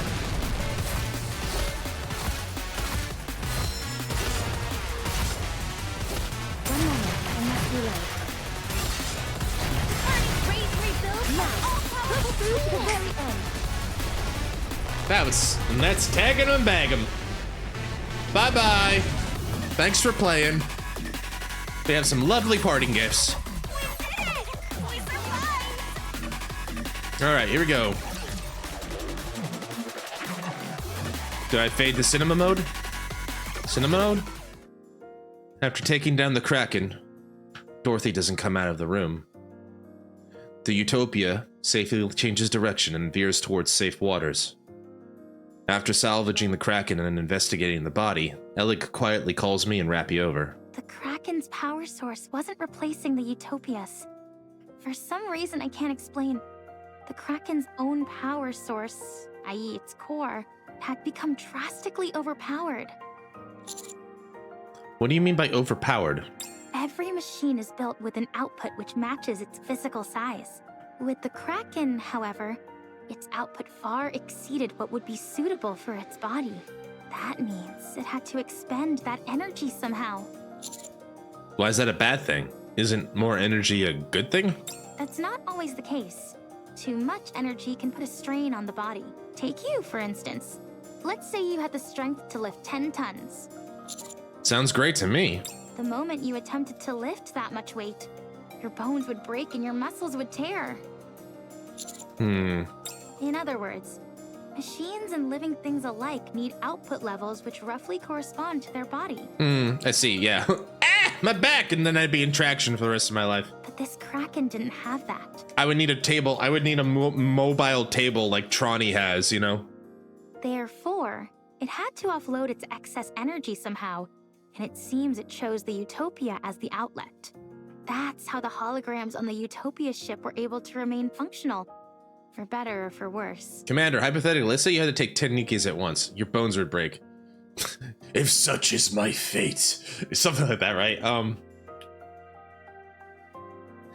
So in other words, what Alex is saying is now that we've taken out the Kraken, the Utopia's basically shutting down? If this had happened before all the passengers passed away, the outcome would have been different. Death by snoo snoo. Yeah, I'll be that skeleton with the satisfied grin and the broken pelvis. But it's pointless to dwell on hypotheticals. So this Kraken was unable to contain its own power, went about indiscriminately expelling the excess energy. That's right. As far as I can tell, parts of its body became holograms. Yeah, right, yeah, in a fight. To burn excess energy. Exactly, Shizu, in a fight. There's no other thoughts whatsoever. None thoughts whatsoever. Head empty. You know how I get on a Thursday night. My brain don't work good. Me talk good, but me no bed wrestling. Yeah, you know, bed wrestling. I would be locked in the sleeper hold. Or they would put me in the camel clutch. Or they tried to make me tap out to the Indian deathlock. Or maybe they would try to apply an anaconda vice around me. Or the... Yeah. Any guesses as to why the output became so large? It's hard to say. We encountered something similar to this once before, but we never figured out the cause. No matter how much they struggled, though, they wouldn't be able to get out of my small package. I guess it proves that, once again, things like cores can't be trusted. Maybe we would try some roleplay and I would roll her up in a schoolgirl. Maybe I'm over. I'm sorry, we were talking about fighting, right? We're still talking about wrestling, right? Anyway. If time did this to the Kraken, what does that mean for the Ark and how much time it has left? No. You gotta watch what I say on Thursday nights. It's a wrestling move. It's called a schoolgirl. You crotch them, you roll them over, and they kind of put them in a mating press, sort of, but like basically that's the idea. So you roll them from behind. They take a back bump as you roll them up. It's one of the most basic moves you learn in wrestling school, to my understanding at least. The skirt's just optional. The skirt and the sailor uniform is just optional. I thought it was dwelling on hypothetical. I thought dwelling on hypotheticals wasn't good. Oh, sorry, I got lost in thought for a moment. Anyway, the Utopia is running fine right now. That's good. We'll soon arrive at a point where we can return to the Ark. I guess that means we'll have the summer report, and our summer vacation is coming to an end. Good. That's a relief. Now the only question is what we're going to do with the ship. Actually, Alfred says it has something to say regarding that. Oh? It wants to tell us all at once, though, once we've gathered. Okay. Please tell me the ship isn't going to go wander off into the graveyard again. All right, let's go.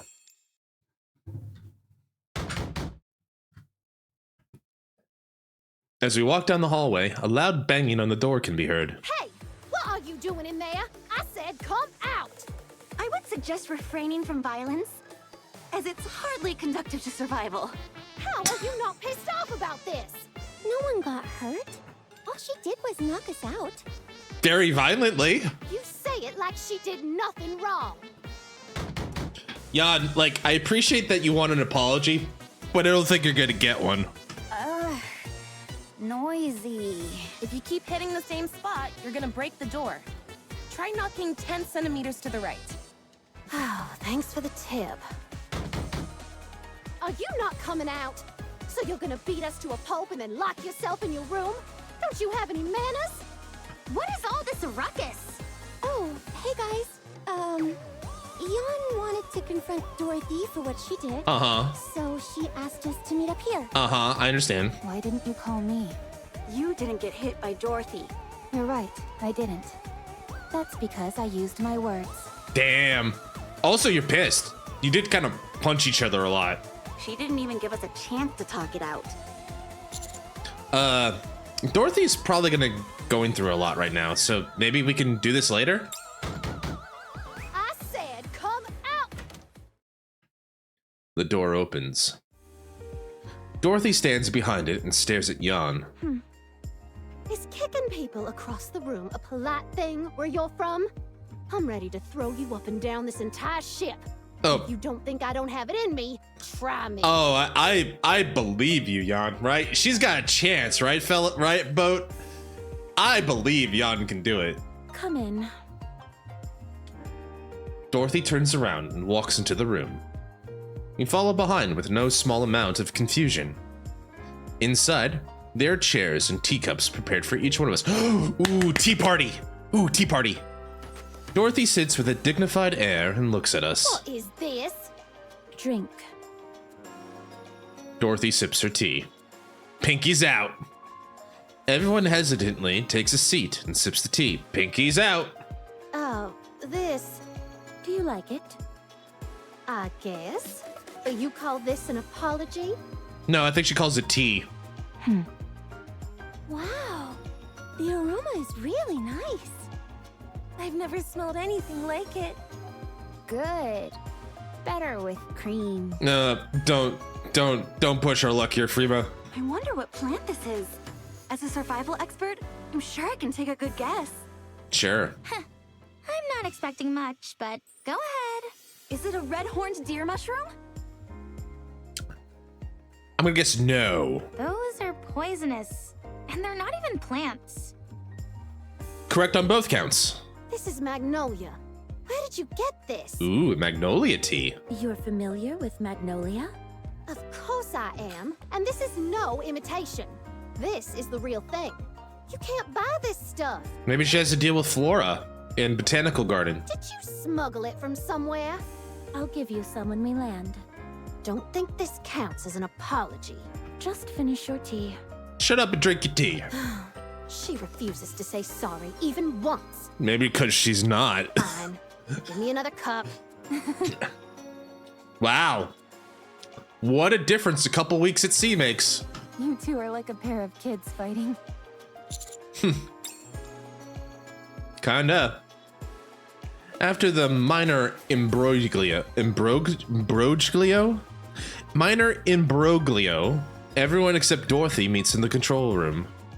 Alfred speaks in its usual cheerful tone. Once it reaches its destination, the Utopia will cease to operate. This will be its last voyage, dear passengers. Okay. I'm not an expert either. What? Thanks to Eleg's help, the What? core efficiency has improved and the generators were upgraded. However, many of the systems here are antiquated and cannot be repaired. There must be a way. It is fine, dear passengers. Once the passengers were all gone, the Utopia had fulfilled its purpose. This should have happened long ago. Whatever needs to be fixed, I'll fix. If I bring litter along... Thank you for the offer. But you must know how difficult it is to send materials to such a remote location. This is also a massive cruise ship, nearly the size of a small city. Really, that big? We must put to rest those who remain in our hearts, and bless the lives of those still living. In departing, we offer our blessings to all those who were aboard this vessel. Oh, this is a little sad, but I get what he's saying, but like, still kind of sad. Also a waste of a good boat. Until then, however, please feel free to enjoy everything the Utopia has to offer. Dear passengers, delicious meals, luxurious amenities, a safe environment, abundant supplies, comfortable sleeping quarters. Everything you can possibly want can be found aboard the Utopia. The Utopia. Enjoy your life to the fullest on this paradise at sea. Woohoo! Well said, Eleg. Let's boogie! Oh yeah, it's party time! Listen, we're gonna have a couple days before we get back to land, so might as well enjoy ourselves. Let's cut loose and have Some fun. Are we gonna have an Animu cutscene? I'm anticipating an Animu cutscene. I'm going to the pool first. Oh, let's go together. Should I bring some alcohol? Absolutely not. I'll fully map out the cruise's structure. With plenty of snacks piled next to me, of course. Sleep on cruise. Wish fulfilled. Let's go, Commander. Let's enjoy everything the Utopia has to offer. Okay, let's go enjoy. We must put to rest those who remain in our hearts and bless the lives of those still living. Animu cutscene? Animu cutscene.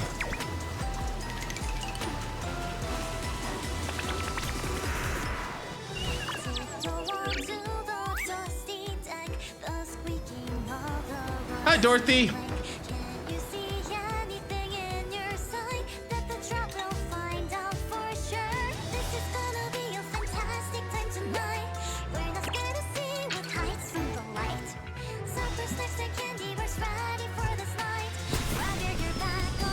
But those who come after.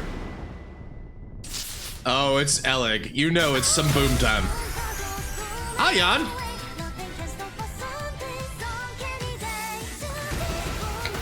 It's paradise right now. Pancake! Pancakes!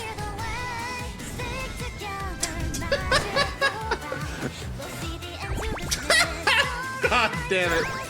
That's stupidly stupid. Bruh.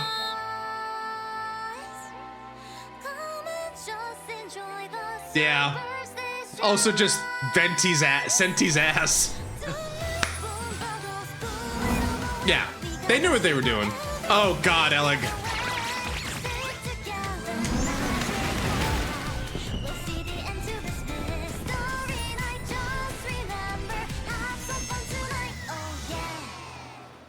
That was cute. Bravissimo. Thank you for the hydrate jam. Holy shit. All right, go to the field. Clap, clap, clap, clap, clap. It was fun. There's a party happening and everybody's invited. All right, that's fun. Is it enough for fighting? We ain't fighting, we're having a party. All right, excellent. Shall proceed in that direction. Look at them dancing ghosts.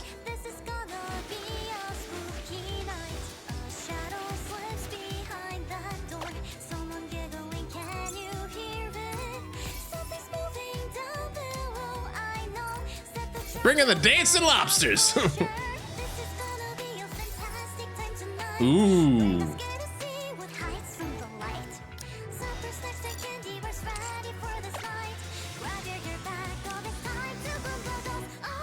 Yeah, I already did the solo raid before, so we did it. But thank you for the reminder. What's going on here? Cruise. Oh, okay. Some more stuff here. All right.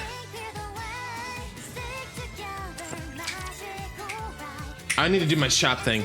I also meant to do the lobby application here.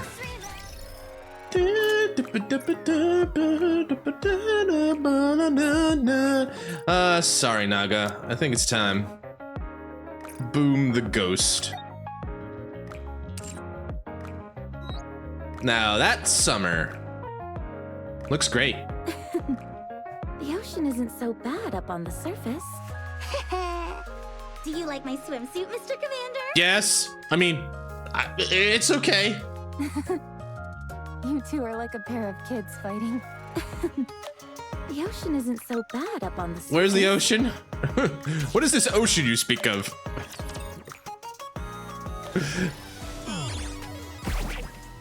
Anyway, let's go spend our money real quick.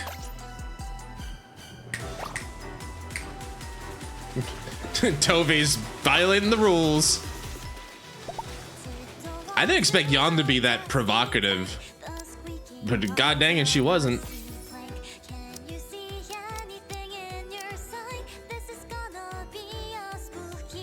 Spooky night.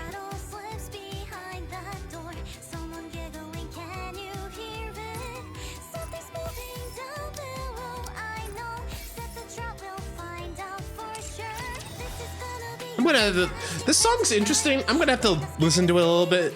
I think it'll grow on me, but it's one of those songs like, I'll have to listen to it a little bit more. Did I forget to take my outpost rewards? So, all right. We got a few things we gotta do before I call it a night. I wanna chalk out the Dorothy story. I also want to then, maybe check out a few other things, but first things first, I think after that, we've earned ourselves a treat, a reward. And my reward will be, I'm gonna go pull for that egg. I want that egg, dang it. For those who weren't here earlier in the night, Eleg, boom and shock. Orega iru. Nothing beats chilling on a floaty in the pool. Sure doesn't. How'd you get that extension cord out there, by the way? When I saw it on the lobby application there. But anyway, we're gonna try and pull for the egg. We will try to get the egg. Go ahead, Jam. Here's hoping for the best. I think I can only do one pull for now, but let's try it.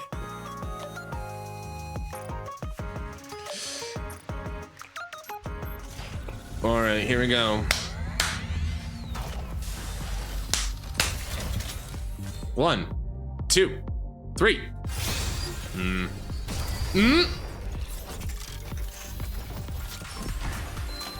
Two? I got two? Is Valorta around? I got two? Your orders. Two of what, though? Please. I may be. Soldier. Your orders, please. Tetra. Ludmilla. Come to us if you're lost. We'll save you anytime. Soldier EG. Bacillus. Boom. Anytime, anywhere. Even out at sea. Yeah! Yeah! Just like that. Thank you, Jam. Let's go. Oh man, Lumilia's a nice surprise, but this, oh boy. Well, industry, we're done. We're not gonna save your 200 gold tickets. You sure did. I have the social pull. What will the social point recruit get me? Probably not anything as good as that, but we'll see. Here we go. Ready? 1, 2, 3. Ah, boo. It's fine. Like, look, we got what we wanted tonight. I can't really complain. I have 10 tickets. Why not? Got a hot hand. Did you win? I can't watch. I did win, Shizu. I did it. The egg has made it ashore. All right, well, we spent all our luck on the banner. That's okay. I'm okay with this. I'll just use this one ticket. Yeah, that's fine. That's fine. El egg. El egg. Tamako-chan. Tamako-chan is in the egg.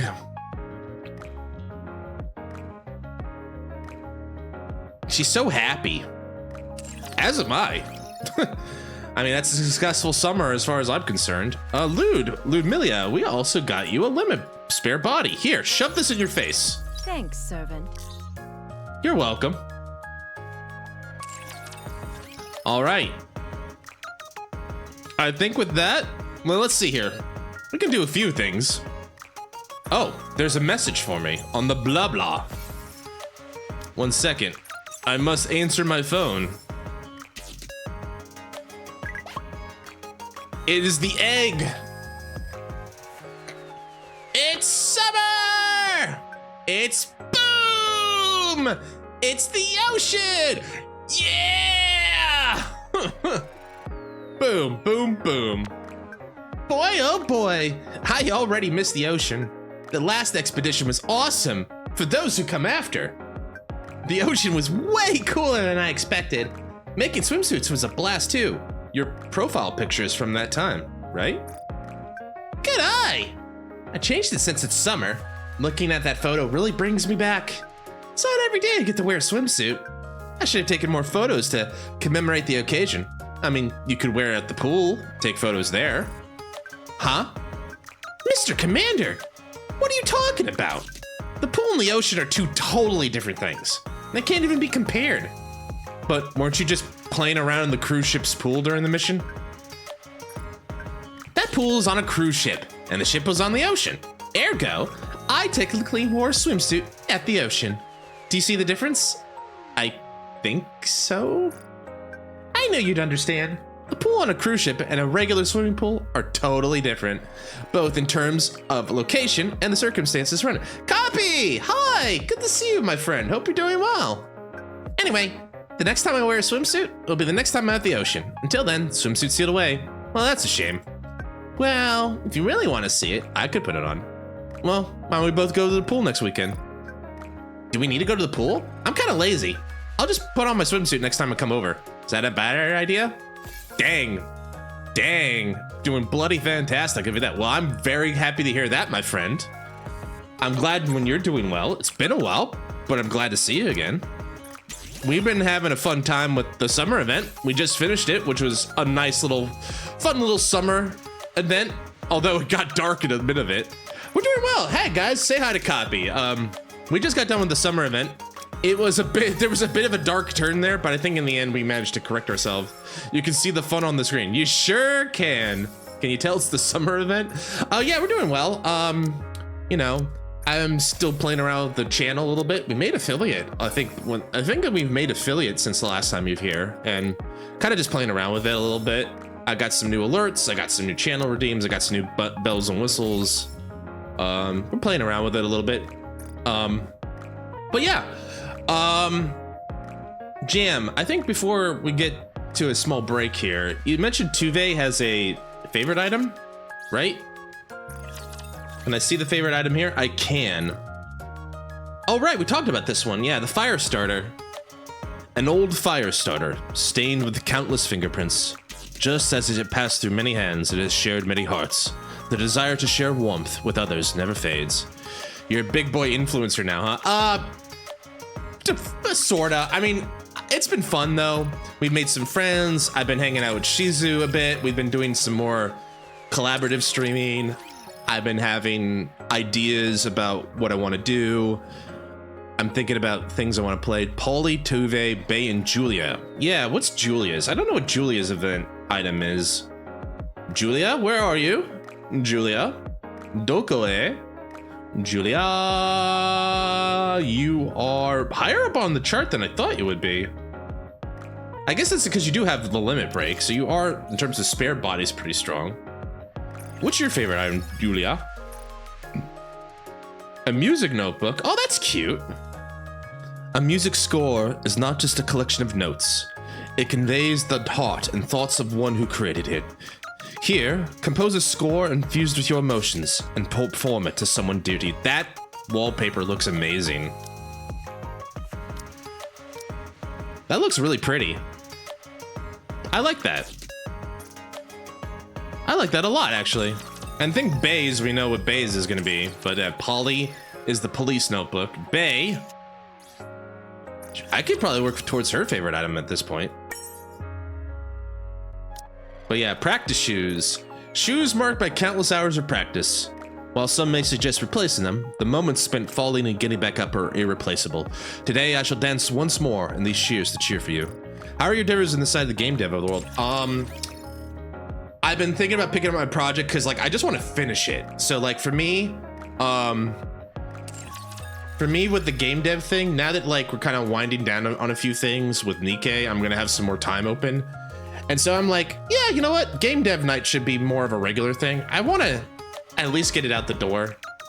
Plus with work being less like hands-on technical, I'm having less time to actually code and I kind of miss it. And I also just want to do it for myself.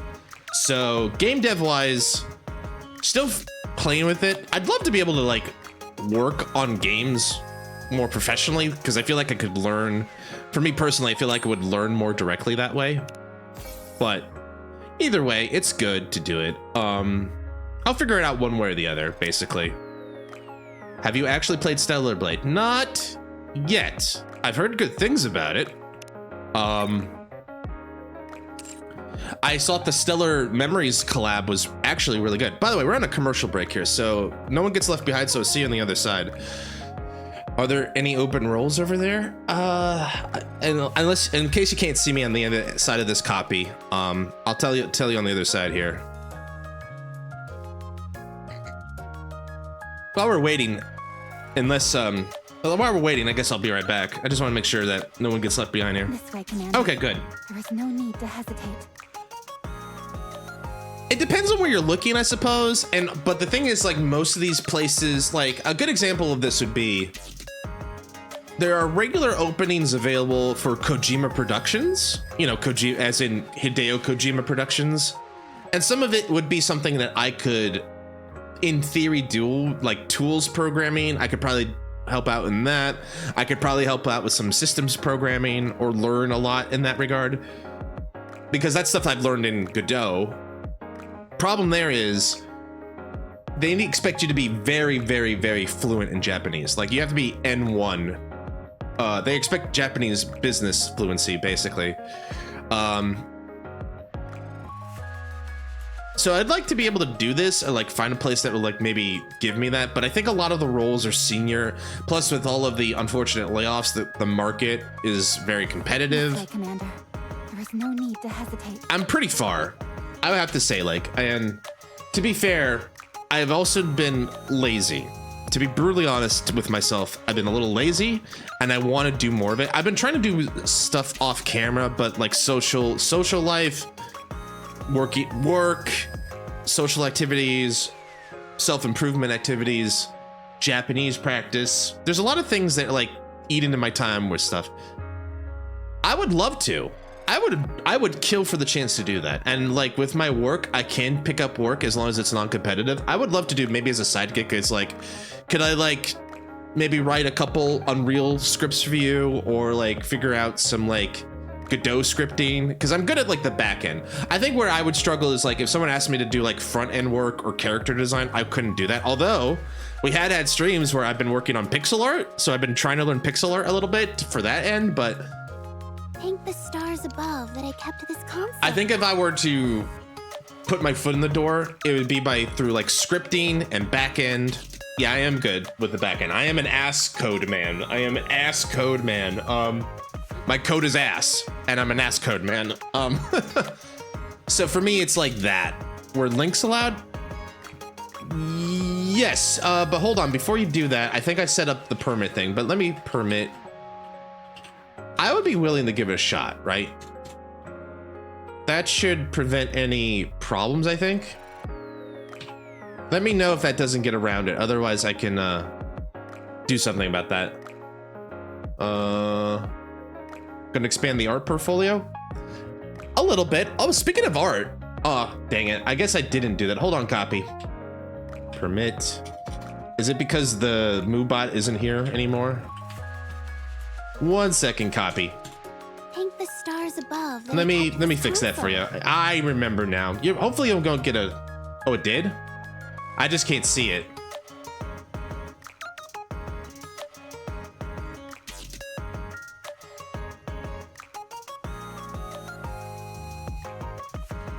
Try again, copy, because I don't see it, unfortunately. Yeah, can you try one more time, copy? I enabled it. I can give permission. So I'll have to figure out something that allows that. I know there's probably a Twitch backend command that I can do here. There we go, work with indies. Didn't I see this one? Maybe I didn't. I saw this one, yeah. I have this actually in my bookmarks. I look at this from time to time. I'd love to like look at this, but when I was looking at this, it felt like a lot of them were looking for like senior people. You know, I might have recommended to you before. The stars above. You know what? Kept this console. If they would be willing to give me a chance, maybe I'll try it. But like, yeah, when I look at this, I see senior Unity, senior technical. I'm imagining they're looking for people that are either going to be able to get to the ground, hit the ground running, you know? So like, I would be willing to try it. I think they're going to be looking for people that are looking for the ground running. Also, welcome back, everybody. I appreciated it. But thank you, copy. I do appreciate it. I want to do this. I would love to be able to. It's a boyhood dream to make a game. I actually feel like one of the cool things I could do with the channel is, I would love to be able to make a game community-wise. Like we all kind of pitch in together to make something. Or like I build a base, but like we're all kind of working on it or learning together and figuring stuff out and like coming up with ideas. I think that'd be a cool idea for a community project. I'll make you an offer. I can't refuse to work on a game with me. I'll make you an offer. I can't refuse to work on a game with me. It's more like a creative idea. Like the idea is like, well, I want to make this and maybe some people would like the idea, right? Offer you can't refuse to work on a game with me. Well, that'd be good. I'd be happy to do it. All right, so we finished our summer event. Hi, Helm. That's Helm. She's one of my favorites. We did have a new event in the outpost we can go talk to. Let's do some advise. I'm gonna slowly wind down here, and then I think we'll do some advisement, and then we'll go. So let's go to the command center and do our advisement.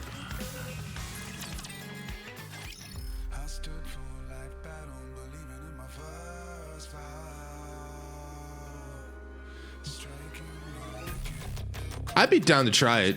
Let's talk about it offline, copy. I'd be happy to try it out.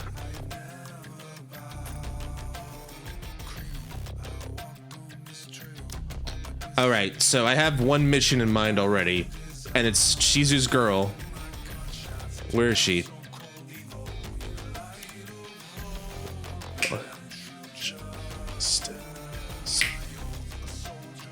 Sorry, I'm just digging the music. God, that was an interesting walk around with Kay. Anyway, so she's his girl, Flora. Let's advise her. Blossom, what do you think is the most important thing required to make a flower bloom?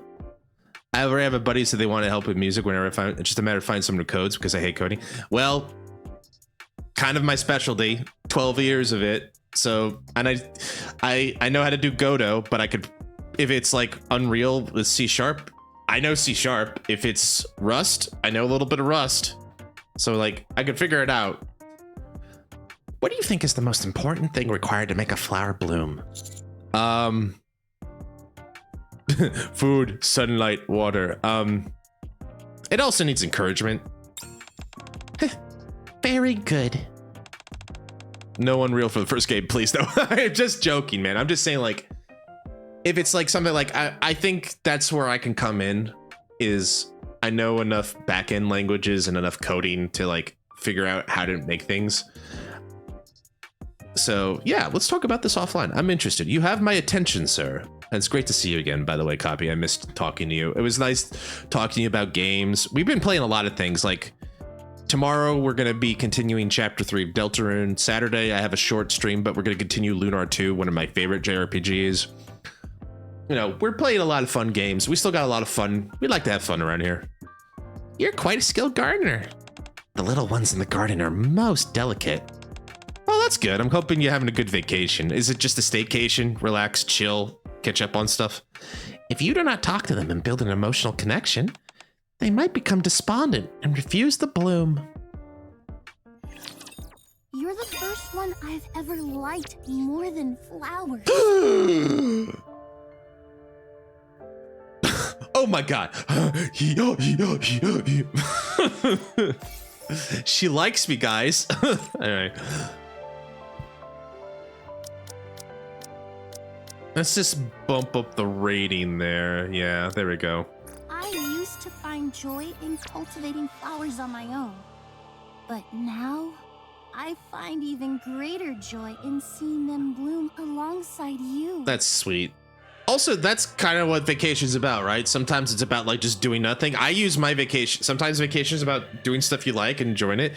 I also use it lately to just detach from the world at large. What I mean by that is like my last vacation was I went to New Zealand for 2 weeks and I kind of just walked around nature. Oh my goodness. Very is read with the party with a 2. Hi, Very. How you doing? How was your stream? What'd you guys do today?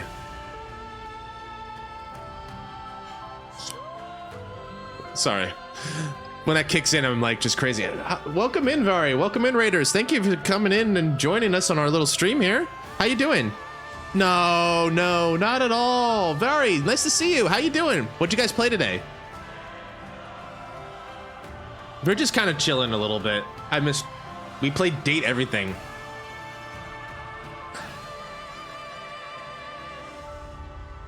We played Date Everything. That sounds fun. That game's been on my radar. I think that'd be a fun little thing. Did you guys pick do you guys have a favorite so far? I hope you had a good time with it. What'd you guys do for how'd you do it? Welcome in, everybody. I appreciate the raid. Thank you so much. Soda was singing a song that went, made for you, come and meet your maid. I thought about tweaking the lyrics to make a pirate version, but I can't think of any good lyrics. I have a bunch of favorites and a bunch of furnitures I hate. I've heard some people do that. Like I've seen a couple streamers with that game. It looks like a fun stream game for sure. Who knew having a full-time job could sabotage your writing? Yeah, I mean, like, it's the same with a lot of things, right, Copy? But I hope the work's going well. Like, my work's a little stressful. Gotta drop stuff to go back to lurking. Thank you for the lurk, Very, and thank you as well for the raid. I do appreciate it. It's nice to get a raid. It's nice to have people just drop on in. That raid alert is going to get modified, I think, now that I have figured out all of the audio issues, knocks on wood, as hard as possible. I think I figured out the double audio problem, so now I can like really like go ham on making the channel a little bit more personal. Anyway, I gotta help Mast out here. She's my girl. How do I help it?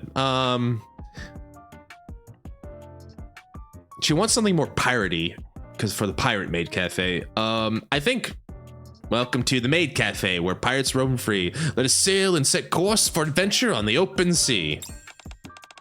Wow, what evocative lyrics! Full of spirited adventure. Pirates daring do in the open sea. I'll refine them and use them for sure. Yeah, help Mast out. There we go. Ah, the deer event. C'est toi. Oh, that nonsense language. I wonder what it, well, we did just get her. Hi, Egg. How you doing? If we entertain the notion that ghosts are really exist, what kind of weapon would you need to fight one? Well, a chainsaw wouldn't work, but I have seen Luigi's Mansion, so the BFG.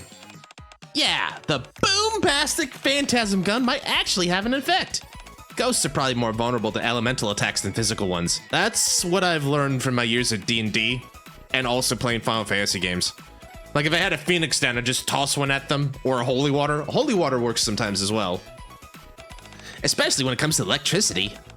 That's because strong bursts of electricity create lots of light. Eleg and I brainstorm weapons that could take down ghosts. Wanna float around the pool with me? It feels really great. I'm sure it does, Elig. I'm sure it does. Let's see. We're gonna slowly wind down here. Let's see. Who else can I get a badge for today? Let's talk to Scarlet, the Black Shadow. Scarlet closes her eyes and recalls the past, which has become a blur. Prithee, when will thou allow an official duel between Lilith and I? If I were to permit that, harm would befall you. Thou did not mince words. However, the length and brevity of the matter shall only be revealed when the clash unfolds, and I have been far from languorous with my training. Dost thou not think there's at least an infinitesimal chance of me securing victory? That day, Scarlet's request for a duel was turned down by Lilith numerous times. Lilith was also like, girl, no, not happening. Just not happening. Speaking of the past, from the haze of her memory, Mihara recalls a counseling session with someone she misses dearly. Commander, what if I felt pain like other people do? What would happen? I feel like if you felt, I think for Mihara, that's just not the Mihara I know, so I would say then that wouldn't be you. He's right. The pleasure I find in pain has become my very existence. So naturally, my end would be as pain as well. What a stimulating life. Listen, I mean, like, not everybody's into that, What it means but when they say existence itself is stimulating. sure, we'll go with that. But yeah, I think maybe we'll close it out a little bit earlier than usual. I'm not sure we got much left to do tonight after part 2, but this is fun. I had a good time. Plus we got this nice relaxing music to go with. Hold on, Jem, before you go. You can't just leave yet. We gotta do roll call. I like to do that. I also like to just go over some things here. So first of all, Very, thank you again for the raid. Appreciate it. Hope you have a good lurk. Jam. Yep, you can't leave that. Guards, seize him. Jam, thank you for showing up tonight. I appreciate it. I won't keep you too long, but I just wanted to say thank you for showing up and spending time with me today. I appreciate it. Copy, it's good to see you again, sir. And let's talk offline. I think you're on the Discord, so let's talk about this idea you have. I'm happy to like get my hands dirty, because I'd love to be able to say like I worked on something like a game and stuff. Silver, thank you for being here tonight. I appreciate you being here. I hope you're having a good night so far. Unknown? The Exodia works 60% of the time, 100% of the time. That sounds like the cologne I use frequently. Unknown, thank you for being here. It's good to see you. I hope you're having a good day. Thank you for stopping by. Shizuka, arigatou gozaimasu. Glad to see you. Hope you're doing well. And let's play Sea of Thieves again soon. I'd like to do that. I also want to talk to you about other games, actually. I was thinking, like, what do you think of Peak? I think that would be a fun game to collab with. I think I had to leave the server, but I think we've already exchanged a few times. I think I'll be able to send you.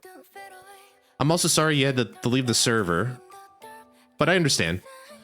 If you had to, it's okay. I can always reach out to you, or you can reach out to me. I'm not a hard man to find. Thank you for reaching out to me, though. Next. But yeah, let's talk about it. I think that's it. Okay, so let's see. We actually got a raid group here, so I'd love to send you guys off somewhere. So let's see if we can find someone to go raid. Too many other indie servers to join. Yeah, I get it. But yeah, let's talk about that idea. Peak is best played by a big group. I'd like to be able to figure that out. Let's see here.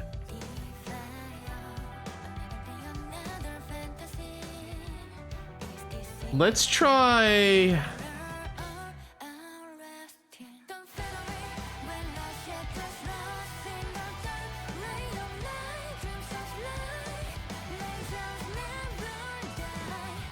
All right, I think I want to send you maybe to him, just because to mix it up a little bit. Yeah, let's go here. I want to send you to.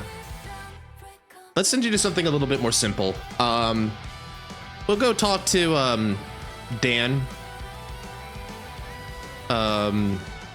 Yeah, I want to go send you to Dan. Dan's playing a randomizer. Dan's a much better talented person than me, but he's a great guy, and I want to show him some support. So let's go say hi to Dan. Dan's playing a Zelda randomizer. He's big on these things. I think it's his comfort food, to put it one way. So we're gonna go do that. But thanks everybody for sticking by here. I appreciate everybody who comes by these streams. I love talking to you guys. I love seeing you guys. So tomorrow we're going to continue Deltarune. We're gonna play our Act 3. But until then, take care of yourselves. Take care of each other. Thanks so much for dropping. Wait, before we go, let's I think we can do this. I'm just gonna send a couple boats. We're gonna do that for the raid message if you want. But anyway, if it will show up. I don't know if it will. But anyway, hope you guys have a good one. Enjoy the rest of your Thursday. Hope the rest of the week will go close out to rather. As for me, I'm gonna probably go shower, shave, go to bed and everything. You guys have a good one. I'll talk to you later. Take Toku! Itekiwasu!